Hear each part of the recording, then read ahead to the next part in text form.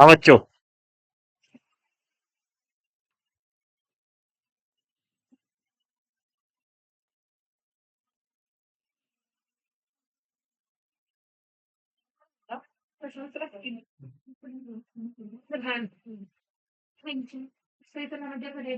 Organism and population, NCERT 12th वाले लेके आए हो ना सभी। तो बेटा देखो, जैसे कि आपको याद है कि हमने जे सेप वाले की बातें कर ली थी, जे सेप ग्रोथ फॉर्म। अब बात करते हैं कौन सी वाली, एस सेप सिग्मोइड, या लॉजिस्टिक ग्रोथ कर्व बोलते हैं हम उसको।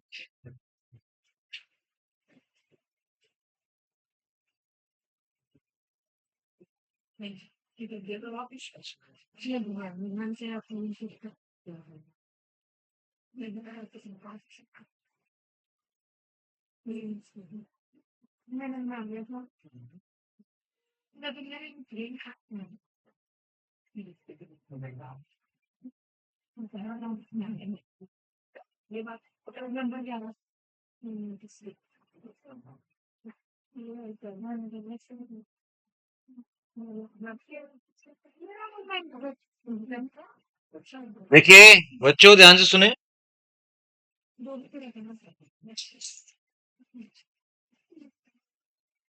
इसमें क्या होता है, आप जानते हैं कि पहले इनिशियली लैग फेज आती है, उसके बाद में लॉग फेज आती है, लॉग या एक्सपोनेंशियल वाली फेज, और सबसे लास्ट में स्टेशनरी फेज आ जाती है।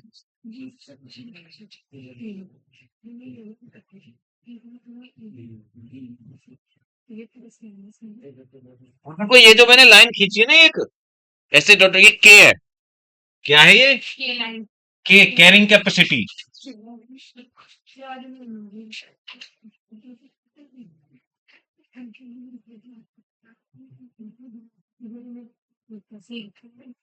चक्कर क्या है, देखिए मैंने आपको बताया भी था, ये एक्चुअली में रियलिस्टिक ग्रोथ फॉर्म है बेटा,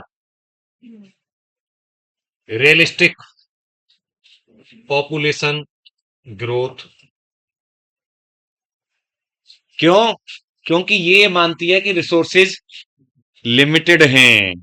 कैसे हैं रिसोर्सेज? लिमिटेड हैं। जब रिसोर्सेज लिमिटेड हैं तो कंपटीशन भी होगा, है ना। तो स्ट्रगल फॉर एग्जिस्टेंस होता है ना डार्विन के अकॉर्डिंग।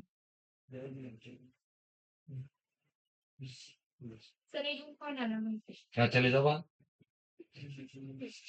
बेटा, डार्विन के अकॉर्डिंग तो स्ट्रगल फॉर एग्जिस्टेंस होता है ना जब लिमिटेड रिसोर्सेज होते हैं।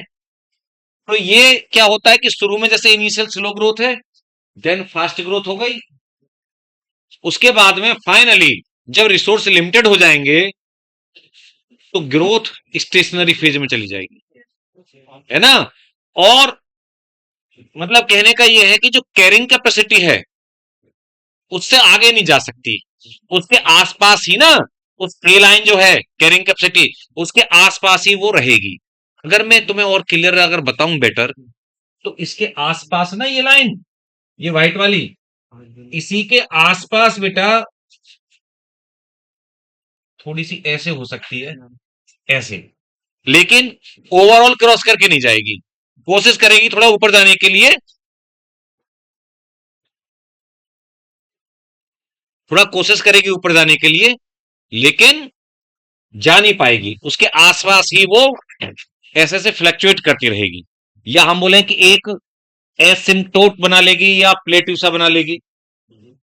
एसिम्टोट टर्म आता है एनसीईआरटी में भी, उसका मतलब होता है कि एक स्ट्रेट लाइन में ही बस रन करना, ठीक है, कांस्टेंट। इसके आसपास ऐसे ऐसे ऐसे ऐसे इस लाइन, ऐसा नहीं कि चली जाए, क्योंकि पॉपुलेशन एक्सप्लोजन या जनसंख्या विस्फोट हो जाएगा नहीं तो। अब कैरिंग कैपेसिटी क्या है? कैरिंग कैपेसिटी है बेटा कि इन्वायरमेंट की मैक्सिमम जो बियर करने की क्षमता है, यानी होल्ड करने की क्षमता है। आप जानते हो, आप ये सोचो कि क्यों सर, हम तो कितने भी नंबर में बढ़ते जाएं क्या फर्क पड़ता है, इन्वायरमेंट तो है ही है। नहीं, इन्वायरमेंट की कैपेसिटी खत्म हो जाती है फिर, यानी ये जो हमारी सराउंडिंग्स हैं, ये हमारे रिसोर्सेज हैं, इनकी एक क्षमता है कि मैक्सिमम कितने इंडिविजुअल्स को वो सस्टेन कर सकती है। उससे ज्यादा जाने पर तो फिर कोई ना कोई दिक्कतें आएंगी। होता है, आप देखते हो, जब नेचर डिस्टर्ब होता है किसी किसी जगह पर, आपने देखा होगा कि पहले वो केदारनाथ बद्रीनाथ का बहुत बड़ा तबाही हुई थी। एक्चुअली में जब कहीं पे भी बहुत ज्यादा रस हो जाता है ना, इतना ज्यादा उनके इतना बर्डन हो गया, फिर उससे ज्यादा पहुंच जाते हैं लोग बाग, तो फिर ये आपदाएं और ये सब आती हैं, क्योंकि अब नेचर उसको सस्टेन नहीं कर सकता। मेरी बात समझ में आ रही है तुम्हारे? तो वो एक, उसको बोला गया है, साइंटिस्ट ने नाम दिया कैरिंग कैपेसिटी, कैरी करने की क्षमता। तो उस इन्वायरमेंट की कैरी करने की क्षमता से ऊपर कभी ये नहीं जा पाएगा परमानेंटली। आज कोशिश करेगा, फिर नीचे पॉपुलेशन क्रैश हो जाएगी, फिर नीचे आ जाएगी, फिर कोशिश करेगा, फिर नीचे आ जाएगी, वहीं आसपास वहीं रहेगी। ये स्टेशनरी फेज बोली जाती है। मेरी बात समझ में आ गई? तो बेटा, हमने जो बोला कि रिसोर्स लिमिटेड है, इसका मतलब यह है कि यहां पे उसकी तरह जे नहीं हो रही, लगातार बढ़ते जाएं, एक लिमिट आ गई। इसका मतलब यहां पे इन्वायरमेंट का प्रतिरोध है, जो मैं कल बात समझा रहा था, इन्वायरमेंटल असिस्टेंस है। तो इसीलिए देखना इसका फॉर्मूला क्या है, उसके और इसके फॉर्मूले को कंपेयर करना। इसका फॉर्मूला है dn over dt is equal to r n k minus n upon k. वहां पर क्या था, जे सेप का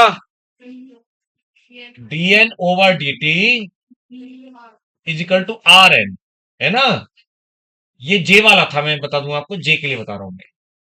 तो ये आप देखें, इसमें आर में सीधे सीधे मल्टीप्लाई हो गया था एन, यहां पर आर एन तो है ही है, उसके साथ में मल्टीप्लाई हो रहा है के माइनस एन अपॉन के। अब मुझे एक बात बताओ, अगर एक के माइनस एन अपॉन के को मैं हटा दूं, यही अभी है इसमें, तो ये इस वैल्यू को कम करेगा या बढ़ाएगा? से कम आएगा। हाँ, राइट। एक कॉमन सेंस होना चाहिए कि चाहे कुछ भी हो ये वैल्यू, के में से माइनस करोगे एन को, फिर के से डिवाइड करोगे, तो सीधी सी बात है कि एक से कम वैल्यू आएगी ना भाई मेरे, नहीं समझे? जैसे 10 माइनस 5 अपॉन 10, 5/10, तो 0.5 ही तो आया। मतलब कुछ भी हो वैल्यू इनकी, लेकिन हमेशा एक से कम ही आएगी। ये तो बेसिक मैथमेटिक है। कुछ बच्चों को अगर दिक्कत लग रही हो, कोई भी चीज में से घटाओगे और उसी चीज से डिवाइड करोगे, तो एक से कम आएगी। और एक से कम जब आती है कोई वैल्यू, और उसको जब मल्टीप्लाई करते हो आप किसी में भी, तो वो उसकी वैल्यू को कम कर देती है ना? जैसे ये 0.5 आई वैल्यू पूरी, और इसको 10 में मल्टीप्लाई करना, तो कितना रह जाएगा, 5। है ना? जो एग्जैक्ट वैल्यू है पहले, वो और कम हो जाएगी। ये सिंपल मैथमेटिक्स वाली बात है, बहुत ही बेसिक, सेकंड थर्ड क्लास वाली, कि किसी को भी एक से लेस देन वन से डिवाइड मल्टीप्लाई करोगे, नॉर्मली क्या जानते हो आप, कि मल्टीप्लाई करने पे वैल्यू बढ़ती है बहुत तेजी से, और डिवाइड करने पे घटती है सर। लेकिन एक से ज्यादा की जब बात हो, एक है एक से ज्यादा, जब एक से कम की कोई वैल्यू से आप मल्टीप्लाई करोगे, तो वैल्यू डिवीजन में बढ़ जाएगी और मल्टीप्लाई में उल्टा हो जाएगा, घट जाएगी। ठीक है? खैर चलो, मैं ये बताना चाह रहा था आपको, ये एनसीईआरटी ने लिख रखा है साफ साफ कि d n over dt change in population हो गया, या जो भी पॉपुलेशन की ग्रोथ हुई आफ्टर टाइम टी, ये लिखा है वहां पे देखोगे। आर वो intrinsic rate of natural increase है या बायोटिक पोटेंशियल है। एन आप जानते हो कि ओरिजिनल पॉपुलेशन साइज है। ए कैरिंग कैपेसिटी है। लेकिन ये के माइनस एन अपॉन के क्या है, तो आप एक जगह नोट कर लोगे, के माइनस एन अपॉन के, या फिर इसको एक और मैं लिख सकता हूं शब्द, आप जानते हैं क्या चीज, 1 - n/k। एक ही बात है बेटा, इसका नाम है इन्वायरमेंटल रेसिस्टेंस।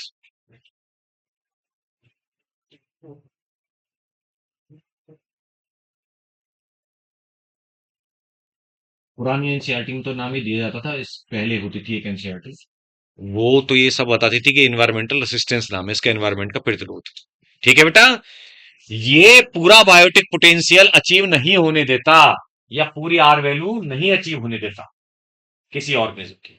तो मैंने तुम्हें बताया, जैसे देखना कि कोई मान लो इंसेक्ट की पॉपुलेशन, अगर बेटा इंसेक्ट की पॉपुलेशन पूरी अचीव हो जाती, जैसे हमने बताया कि ह्यूमन ह्यूमन कपल भी 35 बच्चे पैदा कर सकता है अपनी लाइफ में, लेकिन कभी ऐसा होता है? नहीं होता।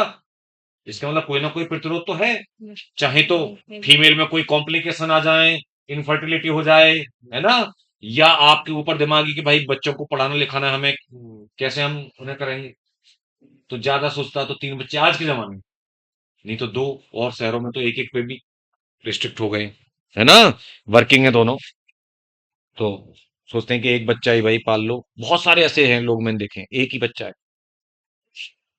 आप सपोज करो इंसेक्ट है, उस इंसेक्ट के एक साल में वो 1 लाख बच्चे पैदा करता है, 1 लाख। एस्केरिस है, फीमेल एस्केरिस जो होती है ना, वो तो वॉर्म, वो 1 लाख कंडे देती है करीब, लेकिन क्या सारे बच्चे सरवाइव कर जाती हैं? नहीं, उनमें से भी कुछ 10-20 मुश्किल से इन लाखों में से बचते हैं जो मैच्योर हो पाते हैं। तभी तो नहीं अचीव हो पाता कि इन्वायरमेंट का प्रतिरोध है, क्योंकि प्रेडेटर बैठे हुए हैं। मेरी बात समझ रहे हो ना आप? अब जैसे आपने देखा होगा कोई टीवी पे क्रोकोडाइल ही है, मान लो 6-12 जो भी देती है वो अंडे एक बार में, फिर उनको फीमेल क्रोकोडाइल एक तो छुपा के रख के आएगी, है ना, फिर उनको ध्यान रखेगी, उनको प्रोटेक्ट करती रहेगी। बच्चे जब पैदा हो जाएंगे ना तो अपनी माँ से चिपके रहेंगे वो छोटे छोटे, इवन जो मेल क्रोकोडाइल है वो भी खा जाएगा उन्हें, उनसे भी बचाती है, यानी उन्हीं बच्चों के पापा से भी वो ही खा जाता है उनको क्रोकोडाइल में। उसे नहीं हो कोई मतलब ये तो एक्चुअली में रिलेशन तो फील करने वाली बात है, नहीं है मतलब उसे, भाई ये तो उसकी वाली बात है ना, ये थोड़ी है कि नहीं ये बाप बेटा है। तो आप देखो मुगलों में तो वो गर्दन काट काट के नहीं बनते थे, जो अपने उनको, क्योंकि बहुत सारे होते थे, एक दूसरे में भाइयों का गला काट देते थे, अपने बाप का गला काट देते गद्दी हत्याने के लिए, है ना। बहुत कम ऐसे अच्छे हुए हैं वो, जिनमें की जो बहुत अच्छे तरीके से जो वो करने वाले, कि अपने भाई बहनों को और पिता को रेस्पेक्ट देने वाले बहुत कम हुए उनमें, नहीं तो ज्यादातर तो, या तो ज्यादा अगर थोड़ा बहुत ही देखिए काइंड नेचर का है तो जेल में डाल दिया, ठीक है, जिंदगी भर मारा नहीं कम से कम, पढ़ो इतिहास पूरा हिस्ट्री।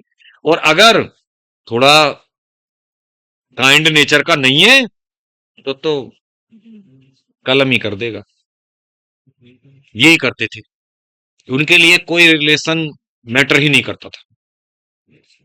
खैर, तुम्हें आज भी है वो ऐसे राक्षस, आप देखते हो टीवी में कभी कभी, कि अपने माँ बाप को इतनी बुरी तरह से ये कर दिया वो कर दिया। भाई आप सोचो कि जिस माँ बाप ने जन्म दिया है ना, आप उसको कैसे मतलब सोच सकते हो कष्ट पहुंचाने की। खैर, बैक टू टॉपिक आ रहे हैं हम, या बच्चों को माँ बाप कभी भी, अगर वास्तव में फीलिंग है तो माँ बाप अपने बच्चे को कभी भी, ये बेटा पीटते हैं ना, मारते पीटते हैं तो इसलिए कि वो सुधर जाए, वो आगे समझ रहे हो ना आप, आपके पेरेंट्स अगर आपको डांटते हैं, आपको लगता है कि ये तो हमें बहुत डांटते रहते हैं, पड़ोस में तो देखो उसके, है ना, अब्बू अम्मी और उसके पापा मम्मी तो कुछ नहीं कहते उसको, बहुत प्यार करते हैं, ये आपकी सोच है, वो डांटते डपटते हुए वो आपकी बेहतरी के लिए करते हैं, ये ध्यान रखिएगा। देखिए सब एनिमल्स का अलग अलग है फंडा, पेरेंटल केयर वाली बात, तो वहां पे वो उससे भी प्रोटेक्ट करती रहेगी, और बेटा तब भी कोई हॉक है चील व्हील, उसकी नजर पड़ गई, वो उठा के, बहुत छोटे छोटे होते हैं शुरू में तो छिपकली जैसे, उठा के ले गया,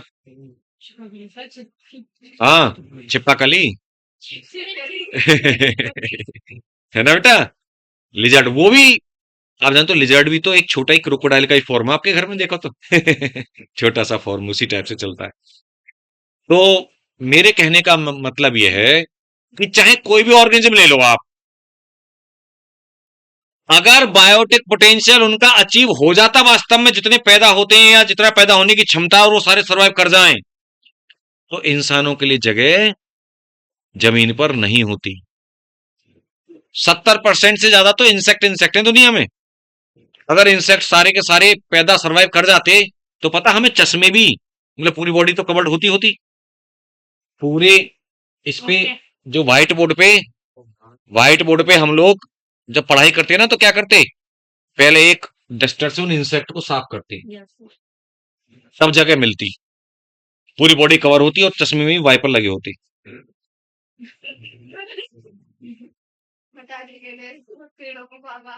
हर मिलीमीटर में इंसेक्ट होते। मतलब मैं मजाक नहीं कर रहा, ये मजाक के में समझा रहा हूं, इतनी उनकी ज्यादा तादाद हो जाती। लेकिन ये नेचर है, ये कंट्रोल करके रखता है कुछ ना कुछ करके।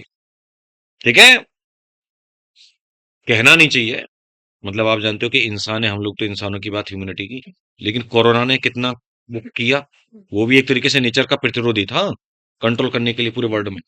ऐसे ऐसे कंट्री इतने ताकतवर, अमेरिका जैसे, घुटनों पे लाती है। अमेरिका जैसा कंट्री जो होता है ना कि कितना बड़ा पावरफुल हो रही, उसकी न्यूयॉर्क सिटी में रोडों पे लाशें, मतलब देखा था ना वो, अगर आपने सीन देखा होगा कि उसमें 100 100 200 एक जगह दफना रहे थे, 100 एक जगह जैसे गड्ढा खोद के बड़ा दफना दिए। कितना, जो आज हम एकदम खुश हो रहे हैं, ये सोच रहे हैं 2021 का, आप देखिए। खैर, तो बेटा ये बात आप समझ गए कि ये प्रतिरोध है एनवायरमेंट का, और ये हमारी सिग्मॉइड ग्रोथ कर्व है, यही रियलिस्टिक है। ज्यादातर 99.9% ऑर्गेनिज्म की जो पॉपुलेशन ग्रोथ है वो इसी को फॉलो करती है। ठीक है, बात खोपड़िया में आ गई। अब ये बात तो खत्म हो गई। अब मैं पीछे जरा लौट के जा रहा हूं थोड़ा सा। मुझे एक बात याद आई कि मैंने वो बात थोड़ी डिस्कस नहीं की थी। जैसे मैंने एज पिरामिड तो बता दिया था, पॉपुलेशन डेंसिटी से रिलेटेड थोड़ी सी बात बताना चाह रहा हूँ। ठीक है, वो जो पैराग्राफ सा है जस्ट पॉपुलेशन ग्रोथ से ऊपर वाला पैराग्राफ, उसमें कुछ क्वेश्चन काम के हैं, ध्यान सुनना। कुछ काम के क्वेश्चन आएंगे उसमें। देखो मैं यहाँ पे लिख नहीं रहा, ऐसे ही बता रहा हूं मैं आपको।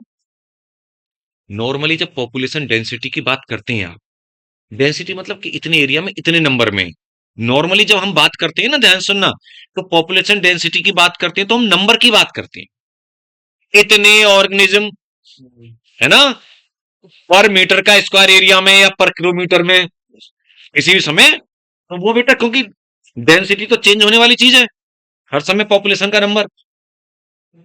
लेकिन हमेशा पॉपुलेशन डेंसिटी ही एक रिलायबल, मतलब सॉरी, पॉपुलेशन डेंसिटी नहीं, पॉपुलेशन का नंबर, डेंसिटी पता लगाने के लिए पॉपुलेशन का नंबर ही एक रिलायबल प्रॉपर्टी नहीं होती, ध्यान रखिएगा। ध्यान सुना मेरी बात। नॉर्मली हम पॉपुलेशन की डेंसिटी पता लगाते हैं तो उसके लिए नंबर देखते हैं कि इतना नंबर है, इसकी इतने, इसके 10 मेंबर हैं, इसके 100 मेंबर हैं, तो 100 वाले की डेंसिटी ज्यादा हो गई। समझ रहे हो, ये एनसीईआरटी ने बोल रखा है, अगर हम आराम से ध्यान से पढ़ेंगे जब, कि कभी कभी नंबर अच्छा फैक्टर नहीं होता। क्यों? क्योंकि जब, देखना एक बात बताओ, एक बता रखा है, एक बेनियन ट्री है, बरगद का पेड़ है बड़ा सा। अब बरगद का पेड़ तो बड़ा ही होता है, ठीक है, और 200 पार्थेनियम प्लांट है, पार्थेनियम कैरेट ग्रास, एक वीड है, वीड खरपतवार, छोटे छोटे, बहुत छोटे छोटे होते गाजर घास, वो 200 हैं उतने बड़े एरिया में। ए पीछे लड़की बेटा कैब वाली, क्या बोला मैंने, बताना क्या बोला मैं लास्ट सेंटेंस, तो से बोल रहा हूं मैं, हाँ। क्यों आ रहे हो यहाँ क्लास में आने का क्या मतलब, तुम्हें घर में ऐसी ठंड में घर में नहीं बैठ सकते हो रजाई ओढ़ के आराम से? ये पेरेंट्स को ये गुमराह करने की क्या जरूरत है कि हम कोचिंग जा रहे हैं? बैठो। क्या बोला बेटा लास्ट में सेंटेंस मैंने? हाँ, तो तुम सुन ही नहीं रहे हो क्लास में, जब ध्यान कहीं और है तो सुनो कहां से बात में, उसको भी डिस्टर्ब कर रहे हो, वो नहीं बोलना चाह रही है तब भी। और मैं एक तुम्हें बात बताऊं भाई, देखो बुरा मत मानिएगा, लेकिन अगर आपको यहाँ पे सुनने, अगर क्लास में ऐसी ठंड में, तो मैं उससे बड़ा बेवकूफ किसी को मानता ही नहीं, कोई भी हो तुम में से। क्यों? बेवकूफ। एक बताओ, मुझे पैसे नहीं मिल रहे होते लेक्चर के तो मैं ऐसी ठंड में आऊंगा? बताओ मुझे। नहीं आऊंगा ना। क्यों? आजकल दुनिया इतनी अच्छी नहीं है कि आप फ्री में कोई भी काम करते रहो और वो तुम्हें बहुत ज्यादा समझेंगी। पेमेंट मिल रहा है तो मैं आ रहा हूं और मैं अपना पूरा वो निभा रहा हूं, है ना, टीचर का कर्तव्य कि पूरा जितना मुझे अच्छे से बच्चों को समझा सकता हूं। हमेशा मेरा ये मोटिव रहता है, उद्देश्य, चाहे मजाक में हंस बोल के कैसे भी, है ना। लेकिन अब तुम सोचो कि अगर कोई यहां आ रहा है ऐसी ठंड में, अरे इससे अच्छा तो मजे करो ना यार। क्योंकि ना तो तुम मजे कर पाए, ठंड में तुम्हें आना ही पड़ा, और फिर भी तुम कुछ यहां से लेके नहीं गए समझ के। तो तुमसे बड़ा बेवकूफ कौन हुआ? मतलब उससे बच्चे से बड़ा बेवकूफ। ये ध्यान रखना, या कभी रियलाइज करना इस बात को कि सर वास्तव में क्या कह रहे थे। चाहे तुम कितनी चालाक बनो अपने आप को, लेकिन वो सबसे बड़ा बेवकूफ है। चलिए, बैक टू टॉपिक आ रहा हूं मैं। तो देखिए, और चलो, यहाँ तो फ्री में, उससे बड़ा बेवकूफ भी वो होता है जो ये नहीं होता 1-1 लाख कोचिंग में देके और तब फिर वहां पे यही बातों में लगा रहता है, क्लास में नहीं पढ़ता। एक तो तुमने पैसा भी खर्च किया उल्टा वहां तो तब भी तुम नहीं पढ़ रहे। यहाँ या तो ये लाइटली ले जाते हैं कि हमने पैसा नहीं दिया तो चलो कोई बात नहीं, हम बतिया लें। अरे इसके बाद में फ्री होकर तुम कुछ भी करो, लेकिन अगर यहाँ आ रहे हो तो उसको यूटिलाइज कर लो भाई। नहीं तो मत आओ, हम गिनती के 4 बच्चों को पढ़ा लेंगे। चलिए, तो बेटा मैं ये बोल रहा था, क्योंकि देख लो उसे समझ में सुना ही नहीं दिया उसे, ज्यादा बात नहीं कर रही थी वो, लेकिन उसका ध्यान था ही नहीं। तो 200 बेटा पार्थिनम बहुत छोटे छोटे पौधे हैं, बहुत टुइया टुइया से, टुइया मतलब बहुत छोटे, और एक बड़ा बरगद का ट्री है उसी एरिया में। अब अगर आप ये बोलोगे नंबर के बेस पे तो पार्थिनम की डेंसिटी ज्यादा है, बहुत ज्यादा, लेकिन ये मतलब अनफेयर हो जाएगा उस इतने बड़े लार्ज बायोमास वाले बरगद के ट्री से ज्यादा उन, है ना, छोटे से टुइया टुइया से प्लांट की उनकी डेंसिटी ज्यादा मानना।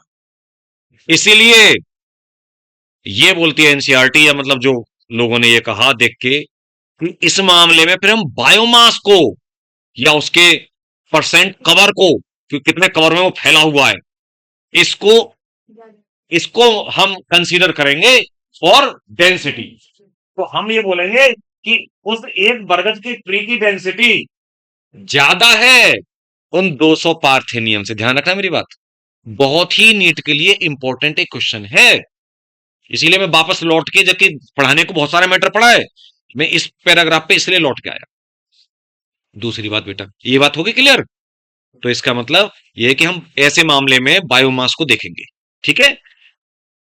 दूसरी बात, कभी कभी ऐसा भी होता है कि डेंसिटी पता लगाने के लिए कोई जरूरी नहीं है कि एग्जैक्ट वैल्यू ही पता चले। कभी कभी पता है तुक्का पे भी बेस्ड होती है कहानी, एजम्पशंस पे, तुक्के पे, क्योंकि रियल पता लगाना आसान नहीं होता। तो ये भी होता है, जैसे एक तालाब में, या जैसे तुम मछली पकड़ रहे हो, है ना, तो पूरे तालाब की सारी मछलियां एक एक करके पकड़ना बड़ा, है ना। तो आपने देख लिया कि इतना एरिया है, सपोज करो 100 स्क्वायर फीट का एरिया है, उसमें से आपने बेटा क्या किया कि 10 स्क्वायर फीट में से जाल डाल के 10 स्क्वायर फीट में वहां की मछली पकड़नी, ट्रैप में।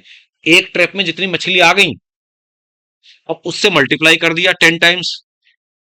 हो सकता है कहीं पे बहुत कम हो, किसी एरिया में हो सकता है कहीं ज्यादा हो, लेकिन आप आपने एक एवरेज ले लिया, वो भी माना जाता, कंसीडर किया जाता है ना, वो भी कंसीडर किया जाता है। किसकी बात है ये? जैसे फिश की लिखा हुआ है कि एक ट्रैप में आपने जो देखा उसी से फिर आप पूरा आइडिया लगा लेंगे।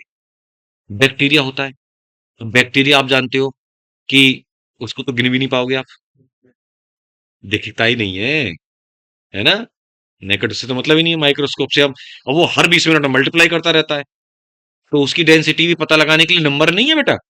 उसके लिए फिर आप उसका वो देखोगे कल्चर में ना, कि कोई भी जो पैरामीटर है, कि अभी 50 मिनट में 1 कप भर गया, है ना, तो इतने में 2 कप हो गए, या वेसल, तो उनकी मल्टीप्लीकेशन पावर से आप उसका पता लगा लेंगे। मेरी बात समझ रहे हो ना आप, कि इतनी देर में इतने हैं, तो आप उसका टाइम पीरियड के अकॉर्डिंग पता लगा लेंगे कि 20 मिनट बाद कितने हो गए, वो डबल हो गए। अगले 20 मिनट बाद उसके डबल हो गए, वॉल्यूम में इतने वॉल्यूम थे, अब इतने वॉल्यूम हो गए, या अब इतना वॉल्यूम हो गया। ऐसे पता लगाते हैं बैक्टीरिया कल्चर। तो दिया नहीं, उन्होंने पूछा है ऐसे ही, दिया नहीं है, बताया नहीं है खुद ने कि बैक्टीरिया का पता कैसे लगाओगे, ये बोल रखा है कल्चर मीडियम। और एक बेहतरीन, कभी कभी पता है, देखिए, आप बैक्टीरिया का पता लगा रहे थे तो बैक्टीरिया को ही तो देख रहे हो, चाहे उसका वॉल्यूम देख रहे हो, है तो बैक्टीरिया। मछली पकड़ रहे हो तो पकड़ तो मछली रहे हो ना, चाहे उनका नंबर एग्जैक्ट नहीं गिन रहे। फिग देख रहे हो तो फिग देख रहे हो ना। ये सारे बायोटिक मेजरमेंट है। बायोटिक मतलब आप किसी लिविंग को ही मेजर कर रहे हो, नहीं कैसे भी कर रहे हो यार, है ना बेटा। लेकिन जब आप किसी ऑर्गेनिज्म को देख ही नहीं रहे हो, बिना देखे ही उसके किसी और चीज को देख करके आप पता लगा रहे हो, तो एबायोटिक बोला। तो क्वेश्चन में आ जाता है एबायोटिक मेजरमेंट कौन सा है।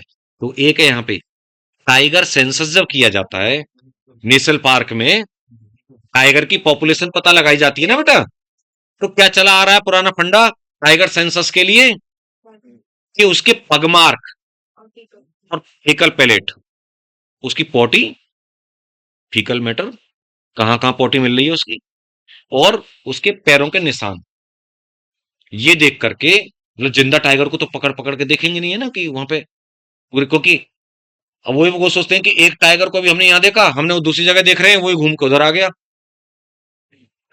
है ना। जो भी है उनके मन में कि उसको, मतलब वो छुपा रहता है झाड़ियों में और उसमें वो थोड़ा मुश्किल है, और प्रेडेटर एनिमल है, आप जानते हो, इतना पास आप जा नहीं सकते, नहीं तो वो कर देगा, है ना।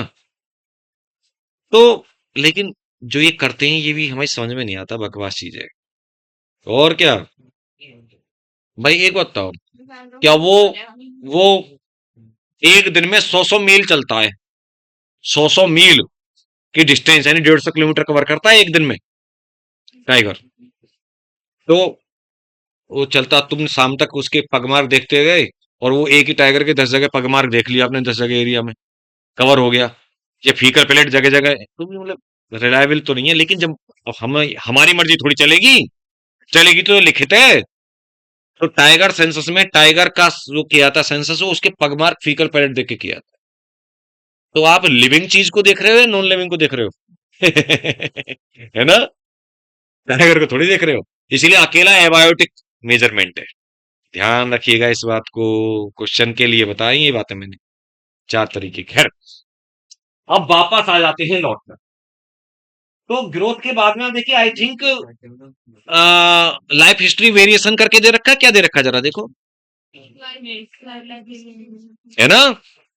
तो बेटा, जब आप लाइफ हिस्ट्री वेरिएशन की बात करते हैं,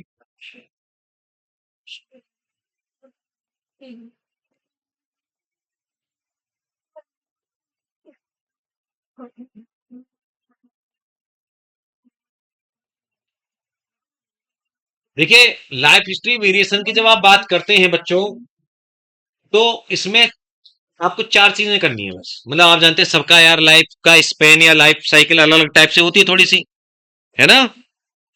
तो बात क्या करनी है कि कुछ एनिमल ऐसे होते हैं, ब्रीडिंग के बेस पे बात कर रहे हैं, कैसे ब्रीडिंग मतलब, है ना, बच्चे पैदा होने जैसे। तो उसके बेस पर हम बात करें तो 2 तरीके के बोल रहे हैं हम। एक तो ये बोल रहे हैं on the basis of breeding, एक तो हम बोल रहे हैं कौन से वाले, जो पूरी लाइफ में केवल एक बार बच्चे पैदा करते हैं, पूरी लाइफ में, ब्रीड ओनली वंस।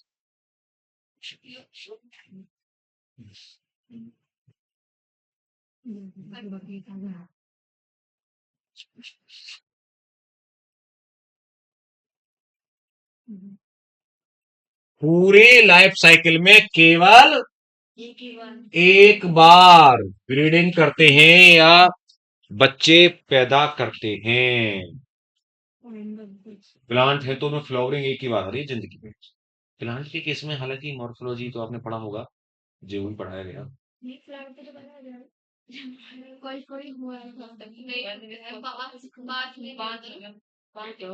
मैं जिनकी बात कर रहा हूँ उसमें फ्लावर दोबारा नहीं आए। तो पता है, ऐसे प्लांट जो जिंदगी में एक ही बार फ्लावरिंग करते हैं, एक ही बार, वो मोनोकार्पिक बोले।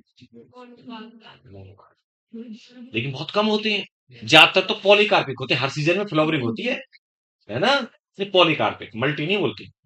मल्टी शब्द कुछ नहीं होता, वो कार्पलरी होता है।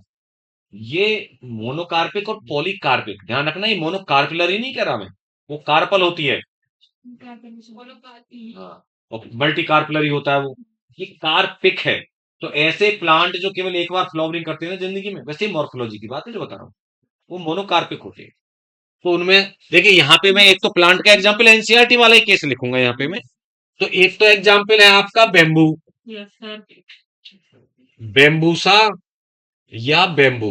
बेम्बूसा उसका बॉटेनिकल नेम है। ये प्लांट केवल एक बार ही फ्लावरिंग करता है। और देखिए, एक जो है वो हमारा एनिमल की अगर हम बात करते हैं तो क्या है? सैलामेन नहीं बेटा, सालमन।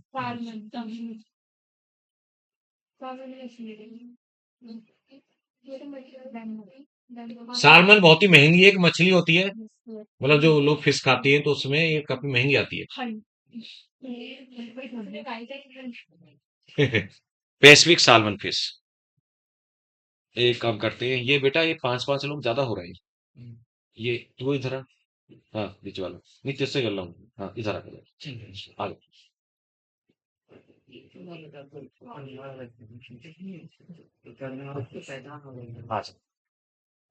अब ठीक है, जो मेरा बात के पांच इधर कंजस्टरी बैठे हुए हैं।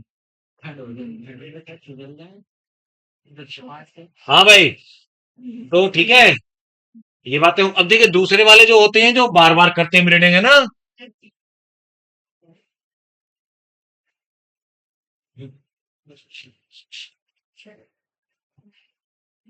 तो इसमें आते हैं बर्ड्स और मैमल। हम आते हैं मैमल में नहीं? हम भी आते हैं। तो अच्छा, अब हम बात करें अगर उनके के बच्चों का नंबर और बच्चों का size, number and size of springs, ठीक है बेटा। ऑन द बेसिस ऑफ, अच्छा इस पे भी क्वेश्चंस आ चुके हैं, नहीं तो मैं आप देख लेना भाई सब लास्ट ईयर में।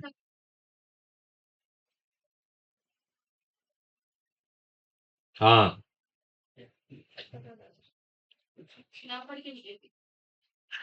इधर चक्कर क्या है, इसको थोड़ा लाइटली ले जाते हैं लोग बाग, सोचते हैं कि अरे ये ऐसे ही लिखा हुआ है। इकोलॉजी में यही होता है, और इकोलॉजी में क्वेश्चन बहुत आ जाते हैं। तो एक तो होता है बेटा छोटे, देखो एक कॉमन सेंस भी है, अगर बच्चे छोटे साइज के होंगे तो ज्यादा नंबर में होंगे, बड़े साइज के होंगे तो नंबर में कम होंगे, है ना।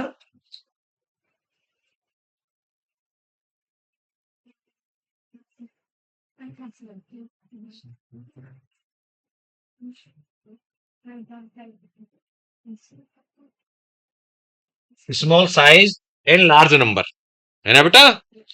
तो इसमें कौन आ जाते हैं? इसमें आ जाते हैं ऑयस्टर और पैलेजिक फिशेज। एक मिनट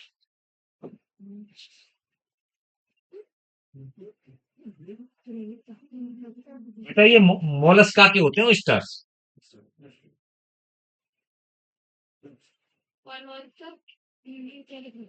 और कौन? हाँ हाँ, बिल्कुल बिल्कुल, सही बोल रही है, मोती वाला। और इसमें आ जाते हैं बेटा लार्ज साइज,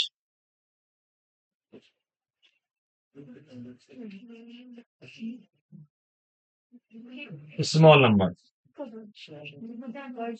वो ही आ जाता है, देखो ये आसान है, बर्ड्स और मैमल्स आ जाता है। सबसे अच्छा तो एग्जाम्पल अपना ही है कि एक ही बच्चा पैदा होता है एक बार में नॉर्मली, ट्विंस भी हो जाते हैं। फराह खान का तो एक बार में ही काम हो गया था, तीन बच्चे हो गए थे। तीन तीन मतलब ट्विन ही बोले जाते हैं, वैसे तो ट्विंस हो गए तीन, और उनमें भी एक बेटा और दो बेटी। सही है, एक बार में कहानी खत्म। Family complete.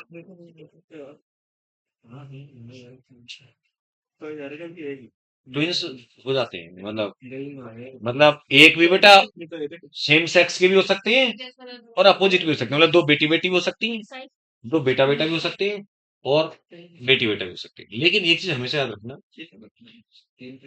जब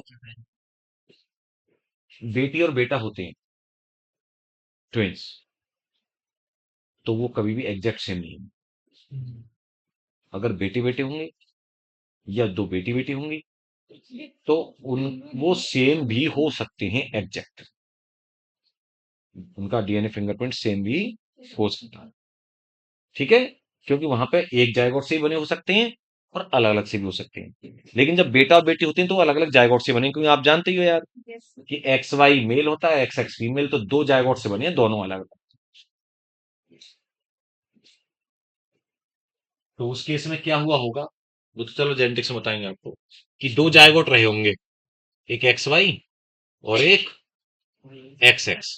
फिर एक्स एक्स का जब क्लीवेज हुआ होगा, तो डिवीजन ना, तो ये एक्स एक्स दो अलग अलग हो गए होंगे सेपरेट, और एक एक्स वाई से बन गया और ये दो बन गए, तो दो बेटियां बन गई उसके, इस तरीके से फरा के एक बेटा बन गया। एक्स वाई का नहीं हुआ आगे क्लीवेज उस पोर्शन का, मिलास्टोमियर का।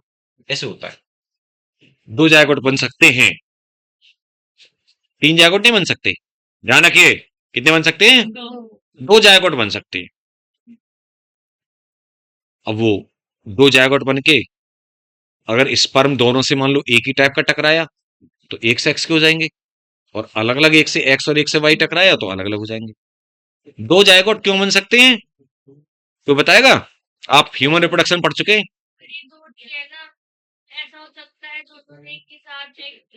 बिल्कुल शाबाश, सही बोल रही है, सही बोल रही है ये बच्ची, कि आप जानते हैं कि जो मेंस्ट्रुअल साइकिल है उसमें ओव्यूलेशन होता है, तो उसमें दोनों ओवरी से, भाई नॉर्मली क्या होता है छुटकी, नॉर्मली क्या होता है कि, देखो सुन नहीं रही, अब ये लगी हुई है पता। नॉर्मली क्या होता है कि नॉर्मली एक ओवरी से एग रिलीज होता है, ऑल्टरनेट होता है ऐसे, एक साइकिल में एक से दूसरे। लेकिन अब दोनों से अगर ओवरी से एग रिलीज हो जाए तो स्पर्म तो बहुत सारे पहुंच ही जाते हैं, तो पॉसिबिलिटी क्या, ये बात क्लियर होगी बेटा। अब चलते हैं नेक्स्ट टॉपिक हमारा, इसमें पॉपुलेशन इंटरेक्शंस।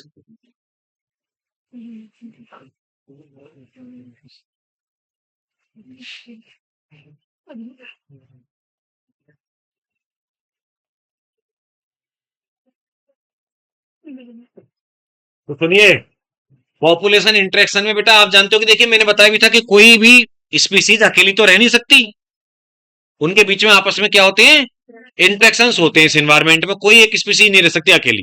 आप चाहो कि एक इंसान इंसान रह लें, कैसे रह लेंगे, और दूसरे स्पीसीज पे डिपेंड है हम, चाहे प्लांट हो या एनिमल हो।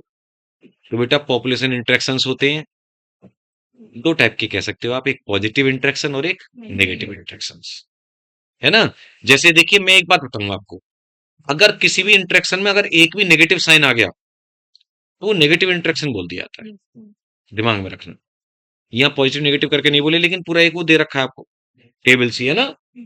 जैसे देखिए मैं बोलता हूं म्यूचुअलिज्म, म्यूचुअलिज्म, तो म्यूचुअलिज्म क्या होती है, प्लस प्लस, प्लस प्लस का मतलब क्या है बेटा, दोनों को फायदा, दोनों को बेनिफिट। एक है प्रोटो कॉपरेशन, आज की डेट में एनसीईआरटी में नहीं बोला जाता इसके बारे में, ये बेटा फैकल्टेटिव म्यूचुअलिज्म है। क्या ये फैकल्टेटिव म्यूचुअलिज्म बोले तो मतलब टेम्पररी, फैकल्टेटिव म्यूचुअलिज्म का मतलब टेम्पररी, टेम्पररी म्यूचुअलिज्म, दोनों एक दूसरे को फायदा पहुंचाते हैं लेकिन हमेशा के लिए साथ साथ नहीं रहते, थोड़ी बहुत देर के लिए एक दूसरे को फायदा पहुंचा रहे हैं, वो फैकल्टेटिव होती है बेटा। और ऑब्लिगेट तो म्यूचुअलिज्म नॉर्मल है, वो सिम्बायोसिस है। अच्छा,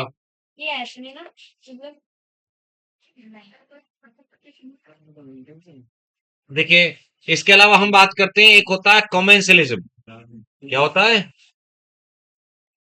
कॉमेंसलिज्म में? क्या होता है बेटा? नहीं, नेगेटिव नेगेटिव नहीं, क्या बात कर रही है बच्चे?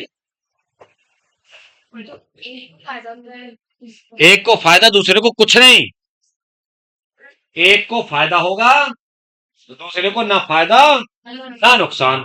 ठीक है ना? तो कम से कम एक को तो फायदा है, अच्छा नुकसान नहीं है किसी को। मेन चीज क्या है कि नुकसान किसी को नहीं है। तो ये भी पॉजिटिव में आता है बेटा। तो ये जो इंटरेक्शन है ये कैसे है? पॉजिटिव।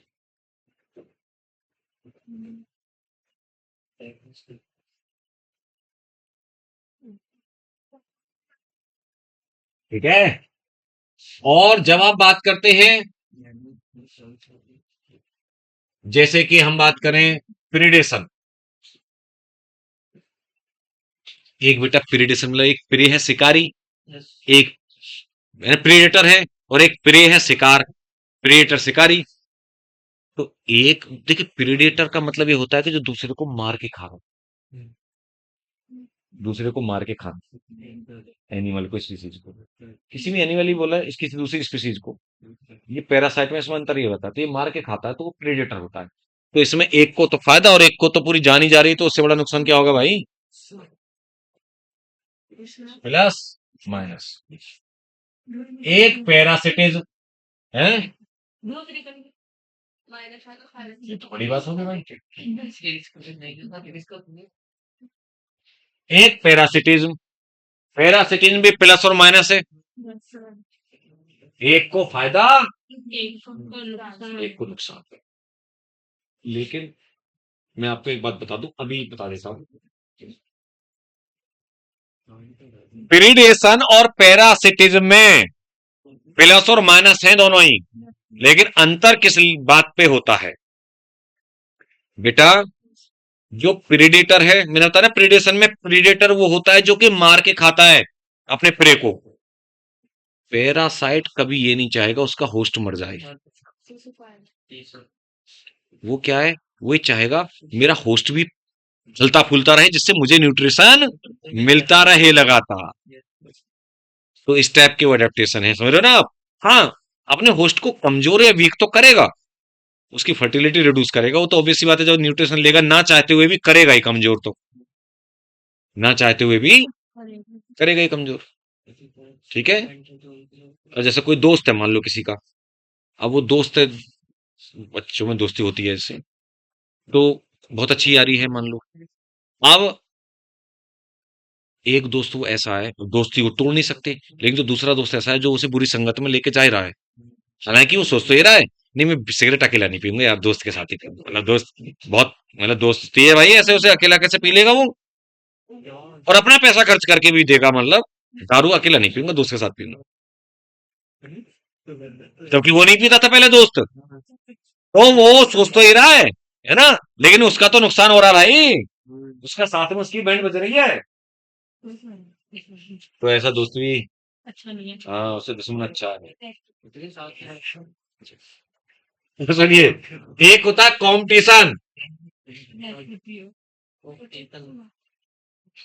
अच्छा, ये मैं आपको बता दूं, ये मैं आप लोगों के बीच वाली हेल्दी कंपटीशन की बात नहीं कर रहा, मैं एक ही स्पीसीज की बात नहीं कर रहा हूँ।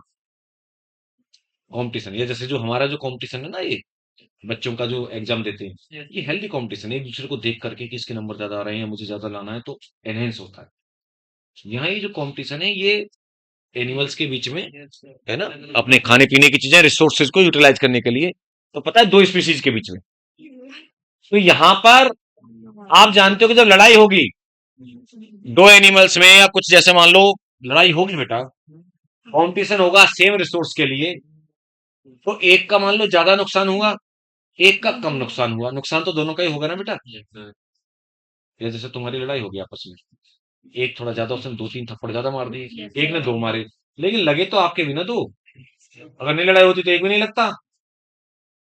बस ये फीलिंग कर सकते हो मैंने चार मार दिए, लेकिन तुम्हारे भी लगे भाई। इसीलिए ज्यादा कोशिश हो तो अवॉइड करनी चाहिए लड़ाई। तो है, हाँ, ये तो होता ही है, अपने लगे हुए नहीं दिखते फिर, जबकि नुकसान तो हुआ, चोट भी लग गई, कोई बात नहीं, मैंने ज्यादा मारा है उसको, ये होता है। और चाहे ज्यादा पिट गया वो खुद है, लेकिन सोचता है मैंने ज्यादा मारा है। ये होता है। तभी उसमें पॉजिटिव सोचता है, चाहे जबकि उसको पीट पीट के मारा है, लेकिन तब भी कहेगा मैंने भी मारा था, और मेरा, जब मैंने मारा था तो मैंने बहुत तेज मारा था, उसका मेरे नहीं लगा। चलिए, बैक टू टॉपिक आते हैं। इसीलिए कभी भी मेरी बात सुनिए बेटा, ये सीख वाली बात ये है कि कभी भी देखिए आप, हम सबको रियलिटी में रहना चाहिए, कभी बिना बात के लड़ाई झगड़ों से बचना चाहिए बेटा। और मतलब आप देखिए, हम ये नहीं बोले कि अपने हक के लिए नहीं लड़ो, अपने हक के लिए आवाज हमेशा उठाओ, लेकिन बिना बात के ना, जैसे होता है ना कि उसमें एक, उसमें रहना नहीं, ओवर कॉन्फिडेंस में लड़ाई के लिए रहना, तैयार रहना, ये रहना। भाई तुम्हारे भी दो हाथ हैं, सामने वाले के भी दो हाथ हैं। तुम गाली गलौज करोगे, वो सभ्यता में रह रहा है सामने वाला, करने को वो भी कर सकता है, तो तुम्हें कैसा लगेगा जब वो आपके परिवार वालों पे गाली गलौज करेगा? तो आदमी को सोच के ये बोलना चाहिए, ये एक इंसान की वो है, क्योंकि आप भाई हैं तो सभी इंसान ना, वो चाहे कोई कितना भी कमजोर हो, वो भी मुंह से उतनी गाली दे सकता है, और वो भी हाथ दो चार तो मार ही देगा। इसीलिए, है ना, समझ लो ना आप, डॉन बन के नहीं रहना चाहिए, ठीक है। अब वो आवाज की बात अलग है बेटा, जैसे मेरी भी आवाज ऐसी है, थोड़ी सी भारी भरकम, पता है, लोग बागों को ये लगता है जैसे मैं नॉर्मली बात कर रहा होता हूँ ना, तो लोगों को ये लग रहा होता है पकड़ के डांट डपट के बोल रहा है, जबकि बेटा वो आवाज है, उसको कैसे चेंज कर सकते हो आप? टोन को चेंज नहीं कर सकते आप, वो मतलब उसको बस आप बड़े लोगों से, मतलब आप उससे बात कर सकते हो कि आप बड़े को नमस्ते कर रहे हो, आप बड़ों को सर बोल रहे हो, है ना, वो रेस्पेक्ट आप अच्छे से बात कर सकते हो, लेकिन वो आपकी आवाज जो है ना, वो तो आवाज है, और चलो ये तो मेरी आवाज है। पड़ोस बागपत में, हरियाणा में, वहां तो वो जाटों की आवाज, अरे बापू खाना खा ले, खाना रखा तेरा, कहाँ जा रहा है तू, है ना, जोर तो यहाँ खड़े हुए हैं, मतलब वो उनकी तो बहुत ही ज्यादा बड़ी एकदम आवाज है, बोली है, तो ये अलग चीज है। आवाज से मतलब, और एक है बहुत प्यार प्यार से बात कर रहा है, और वैसे गाली गलौज कर रहा है, समझ लो ना आप बात को, उसकी आवाज ऐसी पतली है, तो ये चीजें, आवाज मैटर नहीं करती, मैटर करता है कि आपका क्या बिहेवियर है। तो ये मिसगाइड कभी कभी हो जाता है, मुझे लोग बाग कहते हैं अरे आप कैसे बात कर रहे हैं, आप इस तरीके से हमसे, मैं बोला भाई मैं कैसे बात कर रहा हूँ, ये नॉर्मल आवाज है, मैं आपको तुम कह के बात कर रहा हूँ, आराम से बात कर रहा हूँ, और कैसे करूँ? उन्हें लगता है कि एकदम मीठी चाशनी में डूबी हुई, वो बहुत खतरनाक होती है। जबकि मेरा नेचर कैसा है कि जो ज्यादा डॉन बनता है ना बेटा, ज्यादा ज्यादा अपने आप को डॉन बनता है, मैं उससे ज्यादा नहीं झुक सकता,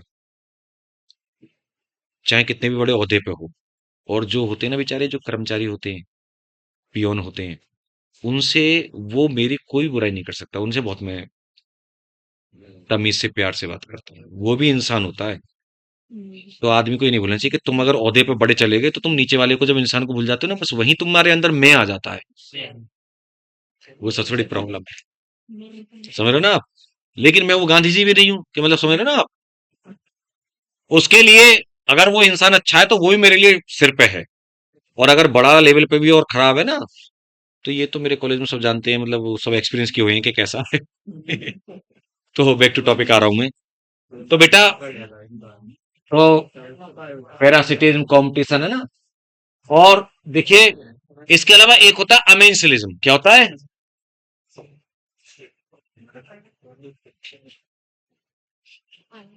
पता है अमेंसलिज्म में बेटा, इसमें क्या होता है, नेगेटिव नेगेटिव वाली बात है, सॉरी, नेगेटिव नेगेटिव कंपटीशन हो गया, नेगेटिव जीरो, जैसा कॉमेंसलिज्म नहीं था प्लस जीरो, ये नेगेटिव जीरो है, एक को नुकसान है और एक को कुछ नहीं।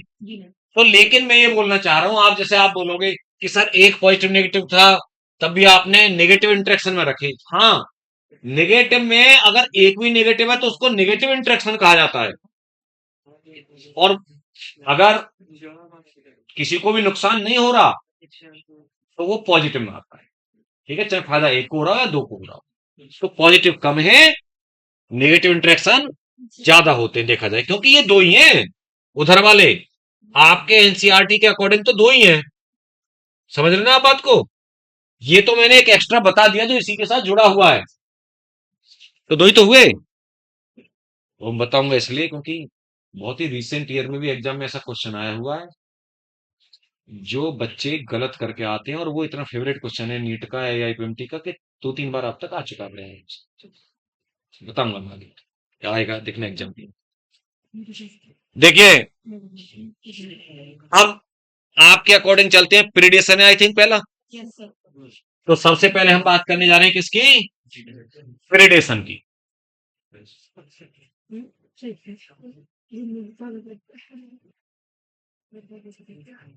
देखिए बच्चों, जो प्लस माइनस है, मैंने अभी आपको बताया कि प्रीडेटर, इसमें भी एक इंटरेस्टिंग चीज है, बस वो पता होनी चाहिए। एक प्रीडेटर क्या होता है, जो दूसरी स्पीसीज को कैच करके किल करके खाता है।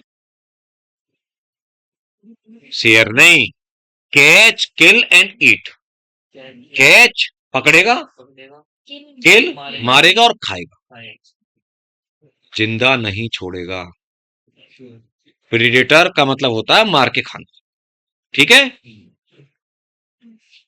तो जब भी कोई बात आती है, अच्छा एक और चीज, प्रीडेटर हमारे इन्वायरमेंट में जरूरी क्यों है? नहीं तो प्रे की पॉपुलेशन बहुत बढ़ जाएगी, है ना बेटा, इसीलिए जरूरी है प्रीडेटर। और यहीं पे एक डिबेट वाली बात आ जाती है कि नॉन वेज और वेजिटेरियन वाली, तो उसमें भी नॉन वेज वाले हैं ना, वो इस बात को बोल देते हैं, कहते हैं कि भाई इकोसिस्टम बैलेंस रखने के लिए, है ना, तो ये सब इसीलिए हम नॉन वेजिटेरियन हैं, या वो तो चलता है, मतलब ये तो अपनी अपनी प्रेफरेंस है फूड की। लेकिन अब दिक्कत ये है, उस जमाने में तो बेटा ज्यादा बीमारियां और ये सब नहीं होती थी। मैं भी नॉन वेजिटेरियन हूँ, मतलब ज्यादा नहीं, कभी कभी वाला हूँ मैं, और एगेटेरियन हूँ।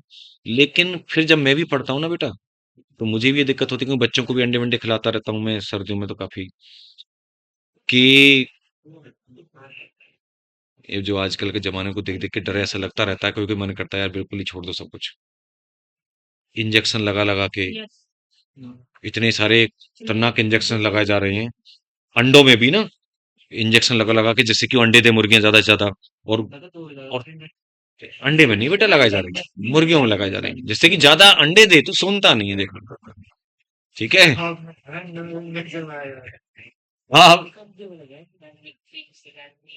और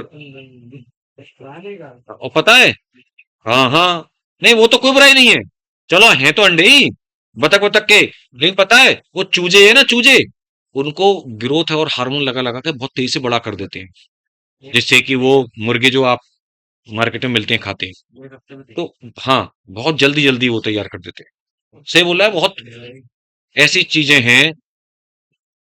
अब इतना ज्यादा मतलब जमाना ऐसा हो गया है कि या तो आपका खुद का पाला हुआ हो कोई चीज, मतलब हर चीज ऐसी है कि जो आप अपने सामने कर रहे हो तो ठीक है ना, इसीलिए बड़ा वो लग रहा है, क्योंकि आप कुछ ही पढ़ो, इतने कैंसर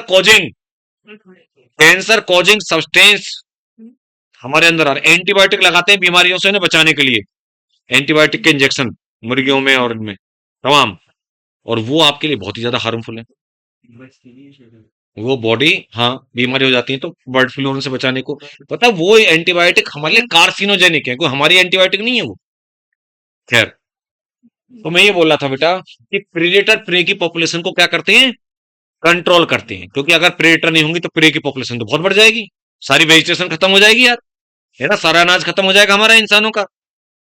अब सुनिए, प्रेडेटर की जब बात आती है ना, क्या नाम बेटा, फिर बात, जब प्रेडेटर की बात आती है ना दिमाग में, किसी को मार के खाने वाला, तो दिमाग में इमेज किसकी आती है, इमेज में कौन आया दिमाग में, बता जरा। क्या बात कर रहा है, मार के और खा रहा है, कौन नजर में आता है दिमाग में, टाइगर, लायन, ये तो आते हैं, मतलब, हाँ, मतलब मेरे कहने का मतलब है ज्यादातर 90% से ज्यादा पॉपुलेशन के दिमाग में, अगर जैसे कुछ बिना पढ़ाए उसे पढ़ के तो बोलेगा नहीं मेरे दिमाग में तो नहीं आ रहा, बिना पढ़ाए पढ़े हुए और डायरेक्ट अगर पूछा जाए कि प्रेडेटर, जब हम बोलते हैं तो हमारे दिमाग में इमेज आती है, दिमाग में इमेज बनती है। तो तुम्हारे दिमाग में क्या बन रही है कि हिरन को डियर को मार के खा रहा है एक लायन, या टाइगर, या क्रोकोडाइल उसे पकड़ के खा रहा है, ये तो आती है इमेज, है ना। लेकिन आप बात नहीं रहे, लेकिन आपको एक बात बता दें कि अगर कोई गाय भैंस बकरी जो घास खा रही है, पेड़ पौधे खा रही है, वो भी प्रीडेटर है। एक स्क्विरल, गिलहरी सीड्स खा रही है, नट खा रही है, वो भी प्रीडेटर है। मैं ये बताना चाह रहा हूं कि हम लोगों की, मेरे भी दिमाग में इमेज हमेशा वही टाइगर लाइन की आती है, लेकिन बायोलॉजी के अकॉर्डिंग ये भी वैसे वेजिटेरियन है लेकिन प्रीडेटर्स हैं। आप भी प्रेडेटर हो। अगर आप देखिए, अगर आप मार्केट में ऐसी जो चीज लेके आ रहे हो खा रहे हो, बात एक अलग है, लेकिन आप प्लांट से तोड़ करके जो चीज है, जैसे प्लांट को काट के खा रहे हो, पालक मेथी बथुआ काट के, जो भी सारी चीज, आप भी प्रेडेटर हो। यानी कोई, मैंने बोला था किसी दूसरी स्पीसीज को, तो प्लांट भी तो है लिविंग, किसी दूसरी स्पीसीज को मार के खाता वो प्रेडेटर है। समझ में बात आ गई। ये बात एनसीईआरटी ने खासतौर पे फोकस किया है इस पे कि आपके है ना कैटल अगर कोई घास खा रही है या स्क्विरल, वो भी प्रेडेटर है, रोडेंट्स वगैरह जो कुतर कुतर खाने वाले हैं। बात खोपड़िया में आ गई। आप भी लौकी काट रहे हो ना, तो उसे मार रहे हो, मार मार खा रहे हो। तो बैक टू टॉपिक आते हैं। अरे सुनो, तो बेटा प्रेडेटर क्या है, प्रे की पॉपुलेशन कंट्रोल करते हैं। तो एक केस है, एनसीईआरटी वाला केस आपको बताता हूं, 1920 की बात है। ऑस्ट्रेलिया में ना कैक्टस, कैक्टस जो होता है अकेसिया कैक्टस, उसका बहुत आतंक फैल गया था। आतंक बोले तो ये नहीं है कि वो कैक्टस पकड़ पकड़ के आदमियों को मार रहा था, मतलब वो बहुत ज्यादा हेक्टेयर ऑफ लैंड पे फैल गया, और एक वीड है वो, है ना, पूरे में। तो उस कैक्टस को कंट्रोल करने के लिए एक इंसेक्ट को इंट्रोड्यूस किया। क्या इंट्रोड्यूस किया? Insect, cactus feeding moth. उसका नाम बता रहा हूं मैं, एनसीईआरटी में नहीं लिखा हुआ है।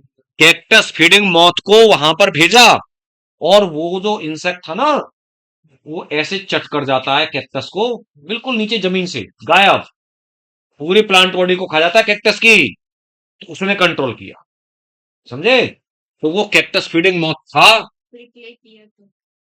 अरे वो तो कैक्टस का नाम है, प्रिकली पियर कैक्टस, कैक्टोब्लास्टिस, कैक्टोब्लास्टिस या कॉकिनियल इंसेक्ट, कॉक्सिनियल या कॉकिनियल मॉथ। कैक्टोब्लास्टिस उसका जूलॉजिकल नेम है, तो ध्यान रखिएगा इसको भी आप, ठीक है। क्या नाम था उसका? कैक्टोब्लास्टिस, यानी कॉक्सिनियल मॉथ। क्लियर। और बेटा सुनो, ये बात एक एस्पेक्ट हो गया ना कंट्रोल करने वाली बात। कभी कभी ऐसा होता है, ये दोनों पीछे वाले बच्चे बातें ना करें, मतलब अभी आए, थोड़ा सा सुन लो। एक, नॉर्मली तो नहीं लगता ऐसा, लेकिन एक एग्जाम्पल ऐसा भी आपको बताया जा रहा है कि देखिए, नॉर्मली तो आप कहोगे जब प्रेडेटर को अगर हटा दिया जाए किसी एरिया से, तो प्रे की पॉपुलेशन बढ़नी चाहिए। कैसी होनी चाहिए? लेकिन एक केस ऐसा है कि कभी कभी प्रेडेटर का होना और प्रे स्पीसीज के लिए अच्छा है, फायदेमंद हो जाता है। अगर प्रेडेटर को हटा देना, तो प्रे की स्पीसीज एक्सटिंक्ट हो जाती है उल्टा। एक केस ऐसा है।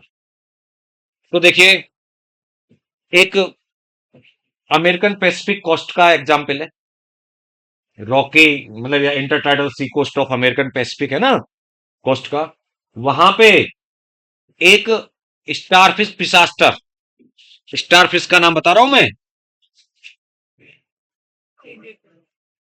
एक स्टारफिश पिसास्टर, ये एक प्रेडेटर है, जो कि इकाइनोडर्मेटा में आता है स्टारफिश। ये एक प्रेडेटर थी। तो पता है, जब इसको उस एक एरिया से हटा दिया गया, एलिमिनेट कर दिया, तो उस एरिया में रहने वाली ना 10 इनवर्टिब्रेट की स्पीसीज, मतलब ये भी इनवर्टिब्रेट है, लेकिन और जो छोटी स्पीसीज है इनवर्टिब्रेट की, 10 स्पीसीज एक्सटिंक्ट हो गई। है धांसू एग्जाम्पल, है ना। 10 स्पीसीज एक्सटिंक्ट हो गई एक साल में ही, एक साल में। क्योंकि आपस में उनमें चक्कर क्या है। देखिए मेरी बात सुनिए, आपने एक चीज नोटिस की भी होगी, जब किसी दूसरे कंट्री से हमारा कोई वाद विवाद होता है, लड़ाई होती है, तो ज्यादातर इंडियंस यूनाइट रहते हैं। आपने देखा, नोटिस किया ये बात हमारे आपस में भी, कि जब कोई बाहर वालों से लड़ाई होती है तो हम लोगों में थोड़ी यूनिटी से आ जाती है।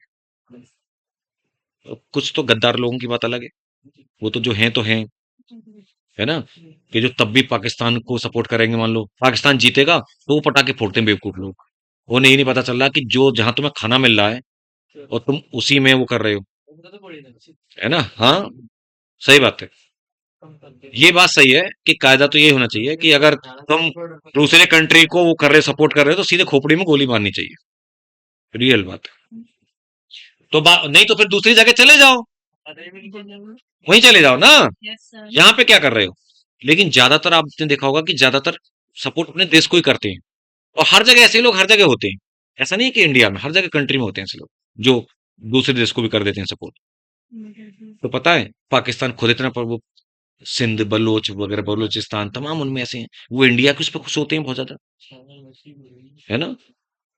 तो पता है, लेकिन जब बाहर बिल्कुल शांति होती है देश में, बाहर से कुछ नहीं चल रहा है, तो हम आपस में ही धर्म जाति में बटे रहते हैं, आपस में ही लड़े फिरते रहते हैं। ऐसे ही जब उस स्टार फिश को वहां पे थी ना बेटा वो, तो वो जो आपस में थी ना इनवर्टिब्रेट, वो सबके सब यूनिटी में रहते थे, बच के रहते थे कि भाई उधर मत जाना नहीं तो पकड़ लेगा वो स्टार फिश हमें, है ना। मेरे कहने का वाला समझ रहे हो ना अब आपको कि क्या कहना चाह रहा हूँ, कि यानी कि वो यूनिटी में रहते थे, मिलजुल के काम करते थे, आपस में अपनी लड़ाइयां भूल गए थे, कंपटीशन तो सरवाइव कर रहे थे, बस उनके मेंबर कम हो रहे थे, स्पीसीज तो खत्म नहीं हुई थी पूरी। लेकिन जब उनके ऊपर का वो हट गया बॉस, तो वो खुद में बॉस बनने लगे। अच्छा, तेरी इतनी हिम्मत, मेरे एरिया में तो रिसोर्स लेने आएगा, मतलब है ना, कंपटीशन हो गई, मार धाड़, मर बैठे आपस में ही। सोचिए जिनके पास डेवलप्ड ब्रेन भी नहीं है इतना, ऐसे उन्हें इन्वर्टिब्रेट की बात कर रहा हूं मैं, इंसान तो, तभी तो मुझे दुख होता है कि इंसान में इतना नर्वस सिस्टम है फिर भी बेवकूफ बने हुए हैं, जाति पाति की बातों में लगे रहते हैं। यार कमाल की बात है ना, कितनी बेवकूफी है। अरे तुम्हें सोचना चाहिए, जिस देश में आप हो, चाहे कोई भी देश, अगर हमारा देश पाकिस्तान होता तो हम पाकिस्तान के लिए लॉयल होते। अगर पाकिस्तान के देश वाले उनके लिए वो करते हैं अपने लिए, या उनकी जीत पर खुश होते हैं, तो वो भाई उनके नागरिक हैं वो, इस बात को सोचना चाहिए, लॉयल होना चाहिए अपने देश के लिए, है ना। अमेरिका की वो अपने देश के लिए लॉयल है, ऐसे इंडियंस को अपने देश के लिए अगर लॉयल नहीं है, तो वो मेरी नजर में, अब मैं बोल नहीं सकता ऑनलाइन, ठीक है, कि क्या बोलना चाहता था। हाँ, बैक टू टॉपिक आ रहा था मैं, तो बेटा रे, मैं बता रहा था देखो बच्चों, कि ये एक एग्जाम्पल और एक वो कैक्टस वाला एग्जाम्पल। तो देखिए होता क्या है कि जैसे इकोलॉजी में ना, यहाँ पे मैटर में मैटर तो काफी मिलेगा आपको, ऐसे पॉइंट मिलेंगे क्वेश्चंस वाले। तो ये क्वेश्चंस वाले पॉइंट है। एक तो जैसे मैंने बोला कि माइंड में कि ऐसा भी होना चाहिए कि कैटल वेटल ये भी प्रीडेटर है। एक मैंने बोला वो कैक्टस फीडिंग मौत, एक मैंने बोला ये वाला केस, है ना। तो ऐसे आपको ये याद रखनी है, ठीक है। बाकी देखिए, ये एक इक्विलिब्रियम रहती है, मतलब कंट्रोल। अगर प्रे की पॉपुलेशन बढ़ती है, अगर प्रे की पॉपुलेशन, तो प्रीडेटर की पॉपुलेशन भी बढ़ती है ना, उनको सपोर्ट करने के लिए। अब सुनना, प्रे की पॉपुलेशन बढ़ी तो प्रीडेटर की पॉपुलेशन बढ़ी, एक साइकिल बता रहा हूं मैं। अगर प्रीडेटर की पॉपुलेशन बढ़ती है तो प्रे की पॉपुलेशन कम हो जाती है। प्रे की बढ़ने पे प्रेडेटर बढ़ रहा है, लेकिन अब प्रेडेटर बढ़ गया तो ऑटोमेटिकली प्रे को ज्यादा खा गया वो। अगर प्रे की पॉपुलेशन कम होती है तो प्रेडेटर की पॉपुलेशन भी कम हो जाती है। यानी प्रे की पॉपुलेशन घटने पर प्रेडेटर की घट रही है, प्रे की पॉपुलेशन बढ़ने पर प्रेडेटर की बढ़ रही है। लेकिन प्रेडेटर के कम होने पर प्रे बढ़ते हैं, और प्रेडेटर के ज्यादा होने पर प्रे कम होते हैं। कपड़े हम बात आ गई। एक क्वेश्चन ऐसा ही आ जाता है सेंटेंस बन बन के, उसी में फंस जाते हैं बच्चे, कहते हैं क्या हो रहा है, घटना बढ़ना क्या मतलब। अरे लॉजिक पे चलो ना यार आप, जो तुम्हारा दिमाग समझ रहा है, सिंपल बात है, अपना समझ जाओगे सही, ठीक है। अब देखिए, आगे नेक्स्ट हमारा कौन सा प्रेडेशन के, अच्छा एक चीज और बता दूं, थोड़ी सी बात, वैसे रीडिंग की बातें हैं, पता है काफी कुछ क्या होती है अब ये प्रेडेटर प्रे रिलेशनशिप में ना, कि चालाक हो जाते हैं प्रे। चालाक क्या मतलब, वो अडेप्टेशन करते हैं प्रेडेटर से बचने के लिए ना, अडेप्टेशन कर लिए। कैमोफ्लेज, आपने एक शब्द सुना है कैमोफ्लेज, कवरिंग कर लेना, या घास फूस की तरह ही उसमें ब्लेंड सराउंडिंग में छिप जाना। ग्रीन ग्रीन ही वो इंसेक्ट है, ग्रीन ही लीफ से पता नहीं चल रहा, ग्रीन ग्रास ऊपर है, लीफ इंसेक्ट है ना। कुछ बटरफ्लाई है जो उसी में मैच कर जाती, पता नहीं चलता। कैमेलियन है, कलर बदल लेता है। रॉक्स हैं वो छुप जाती हैं। समझ रहे हो ना आप बात को। और सुनो, प्रेडेटर भी चालू है, उसने भी अपने आप में ऐसे एडेप्टेशन कर रखे हैं, तो वो प्रेडेटर स्नेक से जैसे वो भी उसी की तरह घास फूस की तरह लगे, पता नहीं चलेगा कि वो आ रहा है पेड़ पे, ऐसे ऐसे पता नहीं चलेगा कि उसी में कलर मिक्स हो गया और आके। अच्छा वो जो, ध्यान से सुने, प्रेडेटर जो अपने आप को छुपा रहा है, प्रेडेटर अपने आप को छुपा रहा है किसी को पकड़ने के लिए, और प्रे अपने आप को छुपा रहा है बचने के लिए। नहीं समझे आप, दोनों मिमिक्री कर रहे हैं, कंसीलिंग कंसीलिंग छिप रहे हैं, लेकिन एक का अग्रेसिव है वो बिहेवियर, एक का वो प्रोटेक्टिव है। ठीक है, सॉरी। अब देखिए आगे बात करते हैं बेटा, प्लांट क्या करते हैं, ये अपने स्पाइन, थॉर्न, है ना, इस टाइप के, जैसे कैक्टस अकेसियानी स्पाइनी कर लिए थे, ऐसे अडेप्टेशन भी कर लेते हैं प्लांट ग्रेजिंग एनिमल से बचने के लिए। या फिर बहुत सारे प्लांट क्या करते हैं, कुछ पता है, पॉइजनस सब्सटेंस अपने अंदर एक्युमुलेट करते हैं, जो कि कार्डिक ग्लाइकोसाइड्स हैं, या मतलब एक टाइप के हार्ट को, हार्ट अटैक भी ला सकते हैं, हार्ट प्रॉब्लम क्रिएट कर सकते हैं, ऐसे ऐसे, है ना। जैसे निकोटीन है, स्ट्रैकनिन है ना, इस टाइप के, कैफीन है, ये सारे इस टाइप के जो सब्सटेंसेस है ना, कार्डिक ग्लाइकोसाइड्स या एल्कलॉइड्स टाइप के, ये इकट्ठे कर लेते हैं, जो कि एनिमल जो उन्हें खाता है उनके लिए पॉइजनस हो सकते हैं। समझ बात आई, तो ये सब बात मैंने बता दी आपको। ठीक है, अब चले प्रेडेशन से आगे। एक बात और बता दूं जरा, प्रेडेशन में, प्रेडेशन बहुत बड़ा है। एक पता है, एक होता है प्रूडेंट प्रेडेटर। क्या होता है, ये ज्यादा लिखा नहीं है, लेकिन एक बस ध्यान रखना तुम लोग, इसका मतलब है चालाक शिकारी। कैसा, यानी क्लेवर,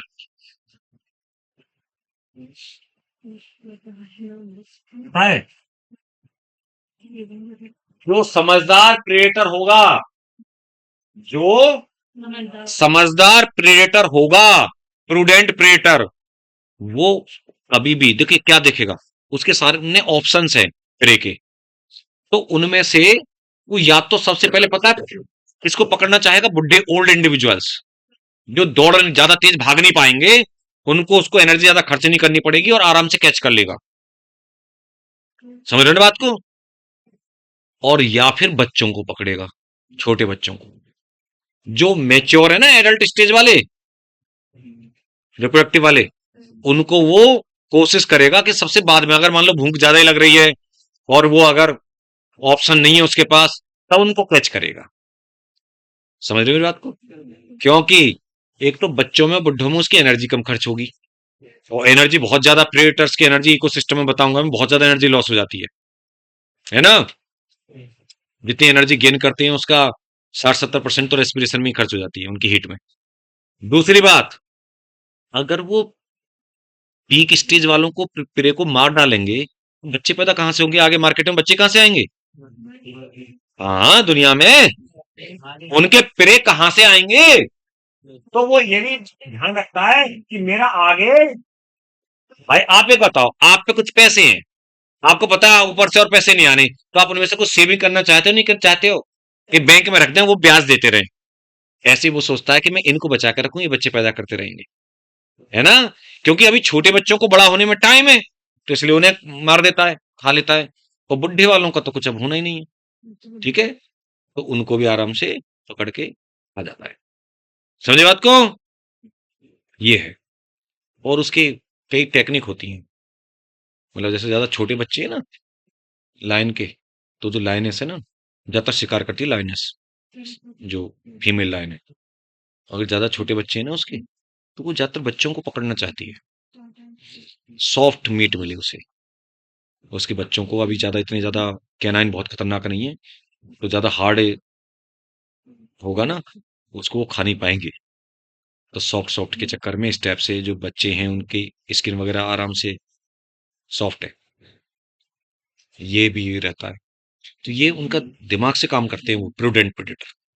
नाउ नेक्स्ट क्या है, पैरासिटिज्म।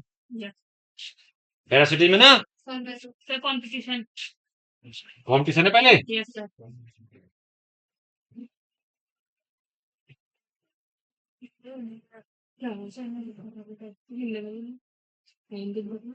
अरे यार एक रह गया कुछ,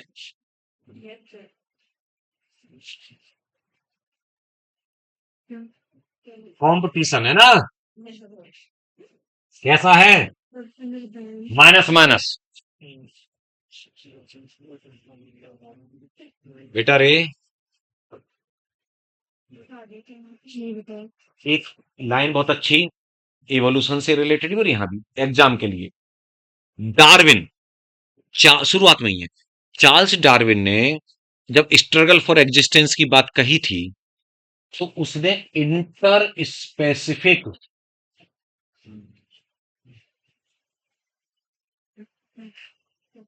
स्पेसिफिक कंपटीशन को, है ना, मेजर वो माना था फोर्स या पोटेंट फोर्स माना था जो इवोल्यूशन के लिए रेस्पॉन्सिबल है। यानी इवोल्यूशन के लिए देखिए, एक होता है इंट्रा स्पेसिफिक कॉम्पिटिशन, एक ही स्पीसीज के बीच में, है ना, और एक होता है दो स्पीसीज के बीच में। जब दो स्पीसीज के बीच में होता है उसको बोलते हैं इंटर स्पेसिफिक। तो इंटर स्पेसिफिक वाले को ज्यादा इंपॉर्टेंट फैक्टर माना था फॉर इवोल्यूशन ऑफ स्पीसीज। खोपड़ी हम बता गई, ये एक इंपॉर्टेंट लाइन थी बहुत एग्जाम के लिए। खैर, तो जो अलग अलग स्पीसीज के मेंबर के बीच में कंपटीशन होता है, तो देखने में ज्यादातर आता है कि ज्यादातर क्लोजली रिलेटेड स्पीसीज में होता है। किसमें, क्लोजली रिलेटेड, क्योंकि उनकी नीड वीड ज्यादा सेम होती है ना। क्लोजली रिलेटेड स्पीसीज है तो उनकी डिमांड सेम है। लेकिन एनसीईआरटी बोलती है ये एंटायरली ट्रू नहीं है। यहां पे बहुत खेल खेलती है लाइनों में, शब्दों में। It is not entirely true, ये हमेशा सही नहीं है कि क्लोजली रिलेटेड में ही होगा कंपटीशन। तो फिर एक एग्जांपल देके बताया गया है ना। यहाँ तीन चार एग्जांपल आएंगे मस्त मस्त से। तो एक एग्जांपल धांसू अंडरलाइन करें उसको, कि कुछ अमेरिकन लेक्स में बेटा जो रेजिडेंट फिशेस थी, मतलब एक तालाब है ना, तो तालाब में रहने वाली जो फिशेज है ना, उनके बीच में, और जो बाहर से आने वाले फ्लेमिंगो हैं, फ्लेमिंगो चिड़िया होती है बर्ड, उन फ्लेमिंगो के बीच में कंपटीशन हुआ फॉर जू प्लांकटन। किसके लिए, जू प्लैंक्टन्स बहुत छोटे छोटे एनिमल होते हैं जो तालाब में पाए जाते हैं, पौंड में या लेक में, वेरी स्मॉल एनिमल्स, है ना। क्रेब क्रेब टाइप की भी आ जाती है, मतलब जो जैसे फाइटोप्लैंक्टन को खाने वाले होते हैं वो जू प्लांक्टन, ठीक है, मोलस्क वगैरह होते हैं। तो पता है इन जू प्लांक्टन के लिए मारधाड़ जो हो गई, लड़ाई आपस में किस किस में हुई, फ्लेमिंगो में और फिश में। इस चक्कर में बेचारी बहुत सारी फिश की species back to pavilion. Flamingo और फिश की लड़ाई में फ्लेमिंगो जीता, मतलब कंपटीशन तो हुआ, दोनों का नुकसान हुआ, लेकिन बहुत सारी फिश की स्पीसीज बाय बाय बोल गई, समझे, एक्सटिंक्ट हो गई।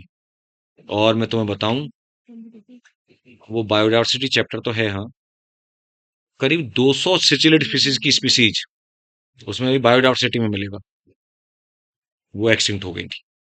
एक केस हो गया ये। अब देखो एक आगे केस मिलेगा इसमें आपको कंपटीशन का ही।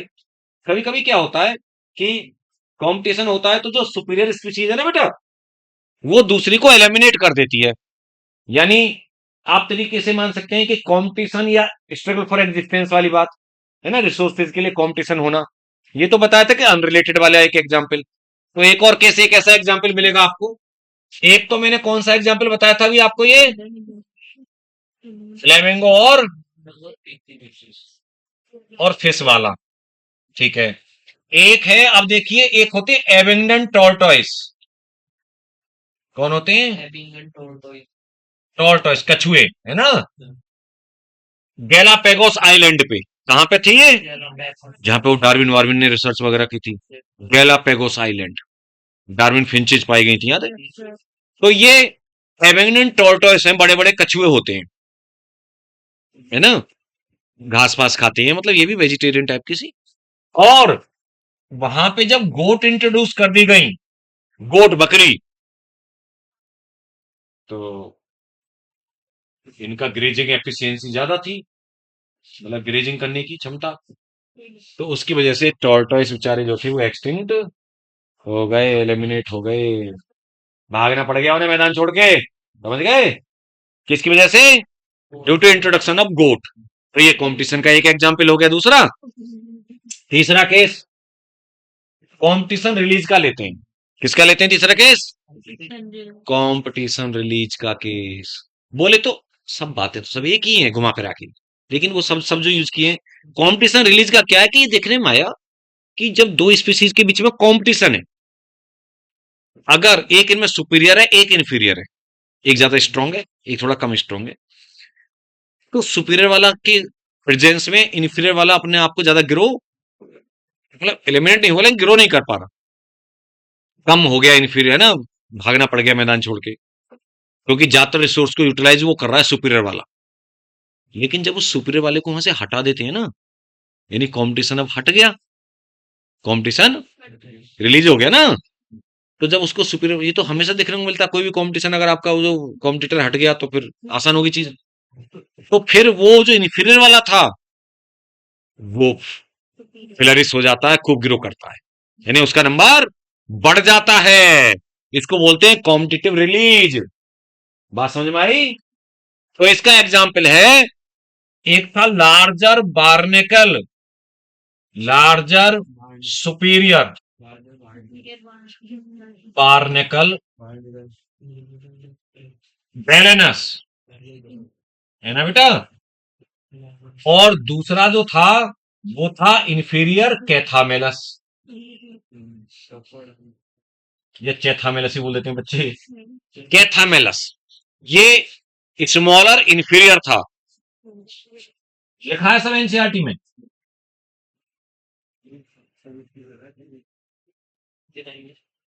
तो पता है, इस कैथामेलस को पीट पीट के इसलिए भगा देता था कौन?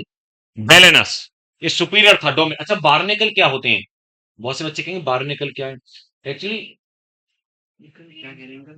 हाँ, वेल के ऊपर भी होते हैं, सही बोल रही है। बार्नेकल एक्चुअली में बेटा आर्थ्रोपोड है, क्रस्टेशियन से।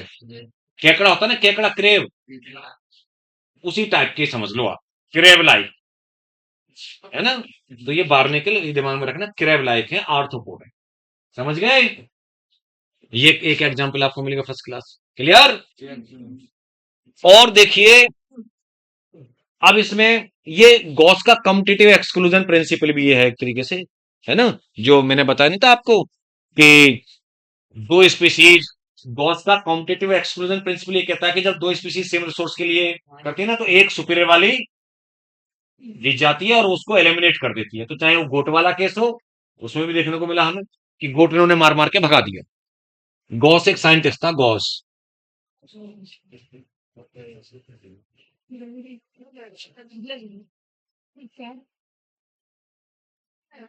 जब एनसीईआरटी को ढंग से पढ़ोगे आप तो ये सब समझ में आएगा। अच्छा, आप सुनिए, अब के दो कॉम्पिटिटिव जो स्पीसीज हैं, ये भी देख रहा हूं कि मुझे, है ना, जितने ज्यादा ज्यादा हो जाए। पता है, जो आपस में कंपटीशन करने वाली स्पीसीज हैं कि मतलब उनमें से एक ही रहेगा, एक रिसोर्स को यूटिलाइज ऐसे नहीं कर सकते, है ना, साथ साथ नहीं रह सकते, ये गॉस वाली बात। तो ये बोला गई कि ये भी बात पूरी तरह सत्य नहीं है, ये बात भी पूरी तरह सही नहीं है, क्योंकि मैकआर्थर, क्या नाम बोल रहा हूं मैं? मैकआर्थर। एक जो चौथा एग्जाम्पल लेने जा रहा हूं मैं,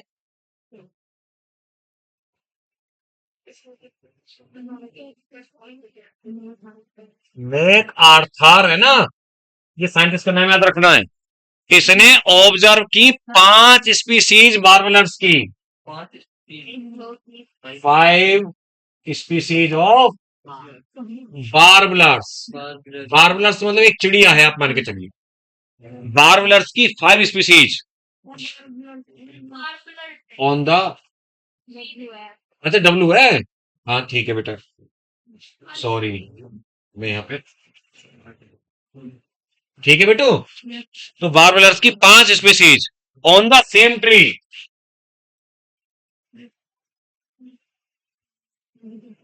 एक ही ट्री पर। एवीज एक कॉनिफर होता है, क्या होता है? कॉनिफर, जिम्नोस्पर्म में, मैंने उसका नाम भी दे दिया है। एवीज ट्री होता है कॉनिफर, उसके ऊपर 5 स्पीसीज पाई जा रही थी, एक ही मतलब तरीके की क्लोजली रिलेटेड स्पीसीज 5 है ना, अलग अलग स्पीसीज थी पांचों। तो भाई उनका तो रिसोर्स सेम था, फिर वो एक साथ को एग्जिस्ट कैसे कर रही थी? वो को एग्जिस्ट कर रही थी, को एग्जिस्टेंस है ना बेटा, ड्यू टू रिसोर्स पार्टीशनिंग, है ना। ये है मेन चीज आपके जो यहां बताना था मुझे, कि रिसोर्स पार्टीशनिंग। उन्होंने क्या किया, रिसोर्स तो एक ही था, लेकिन उस रिसोर्स को मिलजुल के रहना, मतलब आप बेशक आपकी नीड एक ही है, एक ही नीड है आपकी, लेकिन आप मिलजुल के भी रह सकते हैं। तो वो 5 स्पीशीज एक ही सिंगल ट्री पर रह रही थी, उन्होंने रिसोर्स का विभाजन कर रखा था, है ना। तो वो क्या है, उनका बिहेवियर पैटर्न की वजह से एक ही ट्री के ऊपर लड़ाई क्यों नहीं थी, एक इस ब्रांच पे रह रही थी, एक इस ब्रांच पे रह रही थी, एक नीचे बॉटम साइड में इस ब्रांच पे, एक इस पे, एक इस ब्रांच पे, यानी एक ही ट्री की अलग अलग हाइट पे वो पाई जा रही थी। घोंसला उन्होंने बना रखा था, तो जगह बांट ली कि है ना, हम बस यहाँ पे एक उस पे रहेंगे, तुम आराम से, कॉम्प्रोमाइज, है ना, समझ लो ना आप, बंटवारा। अच्छा सुनो, शेयरिंग करना, रिसोर्स को शेयर, फिर कि देखो भाई जो जितना खा ले, रिसोर्स तो है ही, उसके लिए मारधाड़ मत करो। एक काम करते हैं, ये बोली मैं ऐसा करती हूँ, मैं सुबह 10 बजे जाऊंगी खाना खाने, ये बोली मैं जाऊंगी 12 बजे, ठीक है, 12 नून। ये बोली मैं जाऊंगी 2 बजे, ये बोली मैं जाऊंगी 5 बजे, ये बोली मैं जाऊंगी रात को 8 बजे शाम को खाना खाने। बात खोपड़िया में आई आपके। तो उन्होंने अपनी फॉरेजिंग एक्टिविटी, खाना खाने की वो सब एक्टिविटी और बिहेवियर, ये सब, और नेस्टिंग पैटर्न अलग अलग हाइट पे प्लांट पे, वास्तव में जो रियल बात बता रहा हूं मैं, ये नहीं कि अपने मन से ऐसे बोल रहा हूँ, हाँ 2 4 5 तो उन्होंने डिसाइड नहीं किया, ये तो वो बजे बजे नहीं जानते वो, ठीक है, ये तो हमने अपने आप कुछ भी लिख लिख दिया समझाने को। मेरी बात आप समझ गए। तो इसका मतलब ये है कि अगर आपस में शेयरिंग किया जाए रिसोर्स को तो रह सकती है, ऐसा नहीं है कि गॉस वहां पे इसका 100% राइट नहीं था, ये ध्यान रखें इस बात को। ये मैंने कॉम्पिटिशन आपको पढ़ाया, ठीक है, सारी जो मेन मेन बातें थी इंपॉर्टेंट वो ले ली। नेक्स्ट बेटा क्या है, पैरासिटिज्म।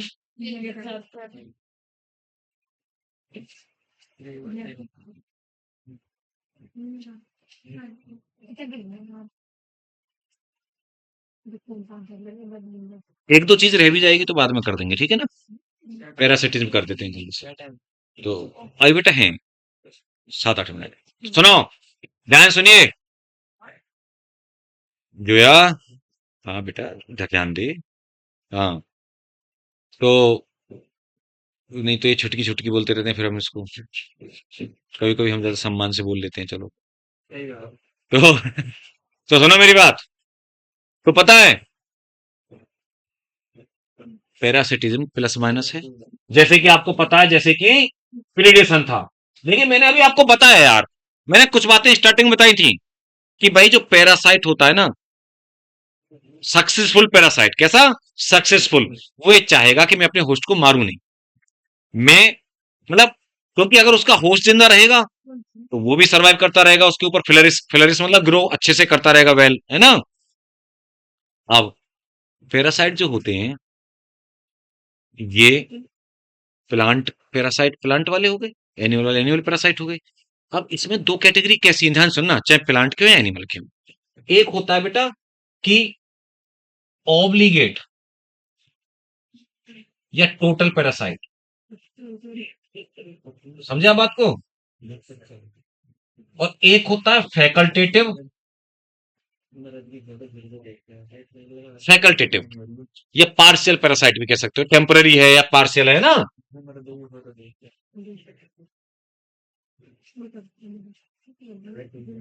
टेम्पररी, टेम्पररी पैरासाइट है ये, हमेशा पैरासाइट की तरह नहीं रह रहा। और ये ऑब्लिगेट टोटल, मतलब इसका तो जीना जीना मरना होस्ट के साथ ही है। ऑब्लिगेट वाले का क्या है कि अगर होस्ट जिंदा रहेगा तो पैरासाइट जिंदा रहेगा, क्योंकि सब कुछ उससे ले रहा है, सब कुछ उसी पर डिपेंड है।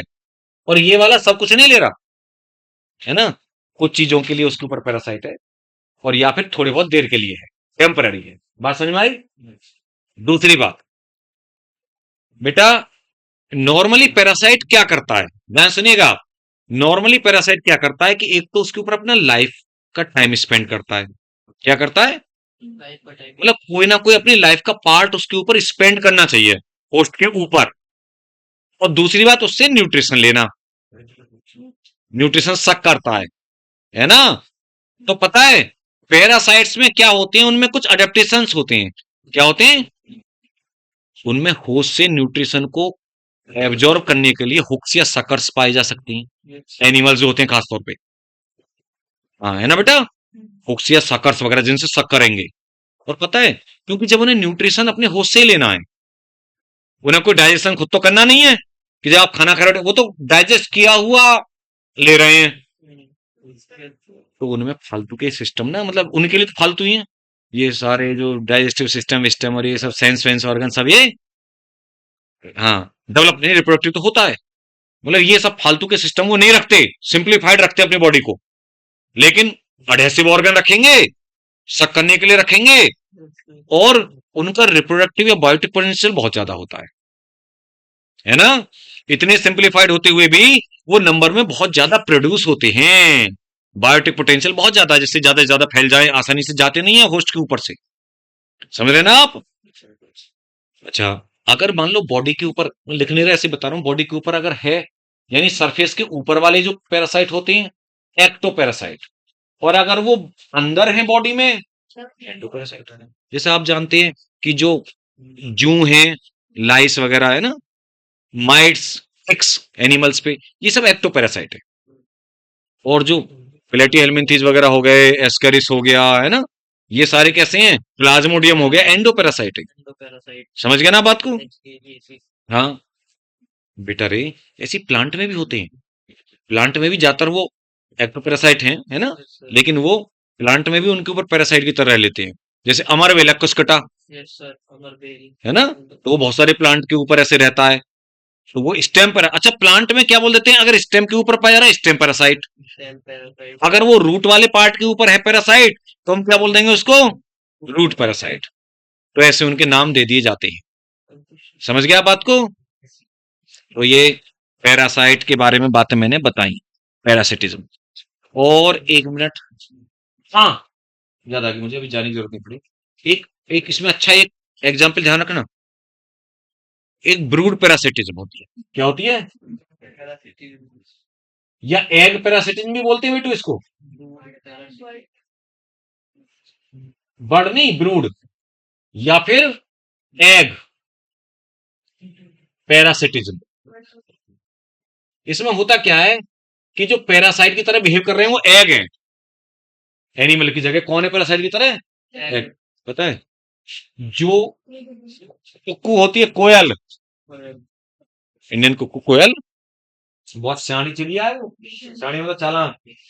पता है उसका और कौवे का कलर एक जैसा है, करो का ब्लैक, बस एक वो थोड़ी ज्यादा डार्क सी होती है, वो छोटी साइज में थोड़ी उसके मुकाबले। तो उसके अंडे और क्रो के अंडे दोनों का शेप साइज एक जैसा होता है ना, कुदरत ने उसको ये दिया है। अब क्या करती है वो कोयल कि जब कोआ को भी खाना खाने लेने गए होते हैं, या है ना दाना चुगने गए हैं, भाई कोआ को भी अपने घोंसले में, तो पीछे से आके अपने अंडे वहां पे रख देती है। कहाँ पे? उसके अंडों के बीच में। दो काम करती है। ज्यादातर तो ये करती है कि जैसे कि उसके 4 अंडे रखे हैं, उसने अपने 2 अंडे रखने हैं, तो 2 अंडे कोई के गिरा देगी, जमीन पे तोड़ देगी, अपने रख देगी, जिससे कि वो कौवी ये ना हो जाए कि यार अंडे बढ़ कैसे गए, है ना, है ना। हाँ, सोचते क्यों नहीं है, दिमाग नहीं है। और दिमाग उनके पास नर्वस सिस्टम बेटा। वो हमारी तरह थोड़ी बोल रहे हैं, उनकी खुद की लैंग्वेज है। अच्छा सुनो, फिर कोई तो तोते हमारी आवाज ही निकाल देते हैं, और पता है फिर कभी कभी ये भी होता है कि नहीं भी तोड़ती अंडे। वो भी इतनी बेवकूफ, ये कौवा वैसे वो चालाक बनता है, बेवकूफ होता है। वैसे वो सोचती चलो भाई खुश की बात है, हमारे अंडे बढ़ गए, है ना, लौट के आती भाई अंडे तो बढ़ गए हमारे। फिर वो उनको, वो होता है एक तरीके से, हम बोलते हैं ना इनक्यूबेशन ऑफ एग्स, उन पर बैठ बैठ के उनको गर्मी देना, है ना, सेकना, अंडे सेना जैसे बोलते हैं। तो वो अंडे को सेती भी वही है कौवी ना, उसके भी। और जब बच्चे निकल आते हैं ना उसके छोटे छोटे, तो वो बच्चे भी शुरू में छोटे छोटे एक जैसे होते हैं, काले काले, बाद में उनमें डिफरेंस होता है। तो उन्हें प्यार करती रहती है, खूब खुश रहती है। फिर जब ऐसे ही गई होती है ना वो दाना लेने, फिर वो आती है कोयल, वो अपने अंडों को पहचान जाती है बच्चों को। वो ऐसा नहीं है कि गलती से कौवा के बच्चे ले जाए, अपने बच्चों को अपने चोंचों में भर के ले जाती है, फिर उन्हें उड़ना उड़ना सिखा देती है। फिर नहीं मारती कि कोई एक बच्चों को मार के जाए, क्योंकि अब उसका तो काम सिद्ध हो गया ना। तो ये ब्रूड पैरासिटिज्म या एग पैरासिटिज्म होती है फेमस। राइट। ये बात तो सही बोल रही है। ठीक है।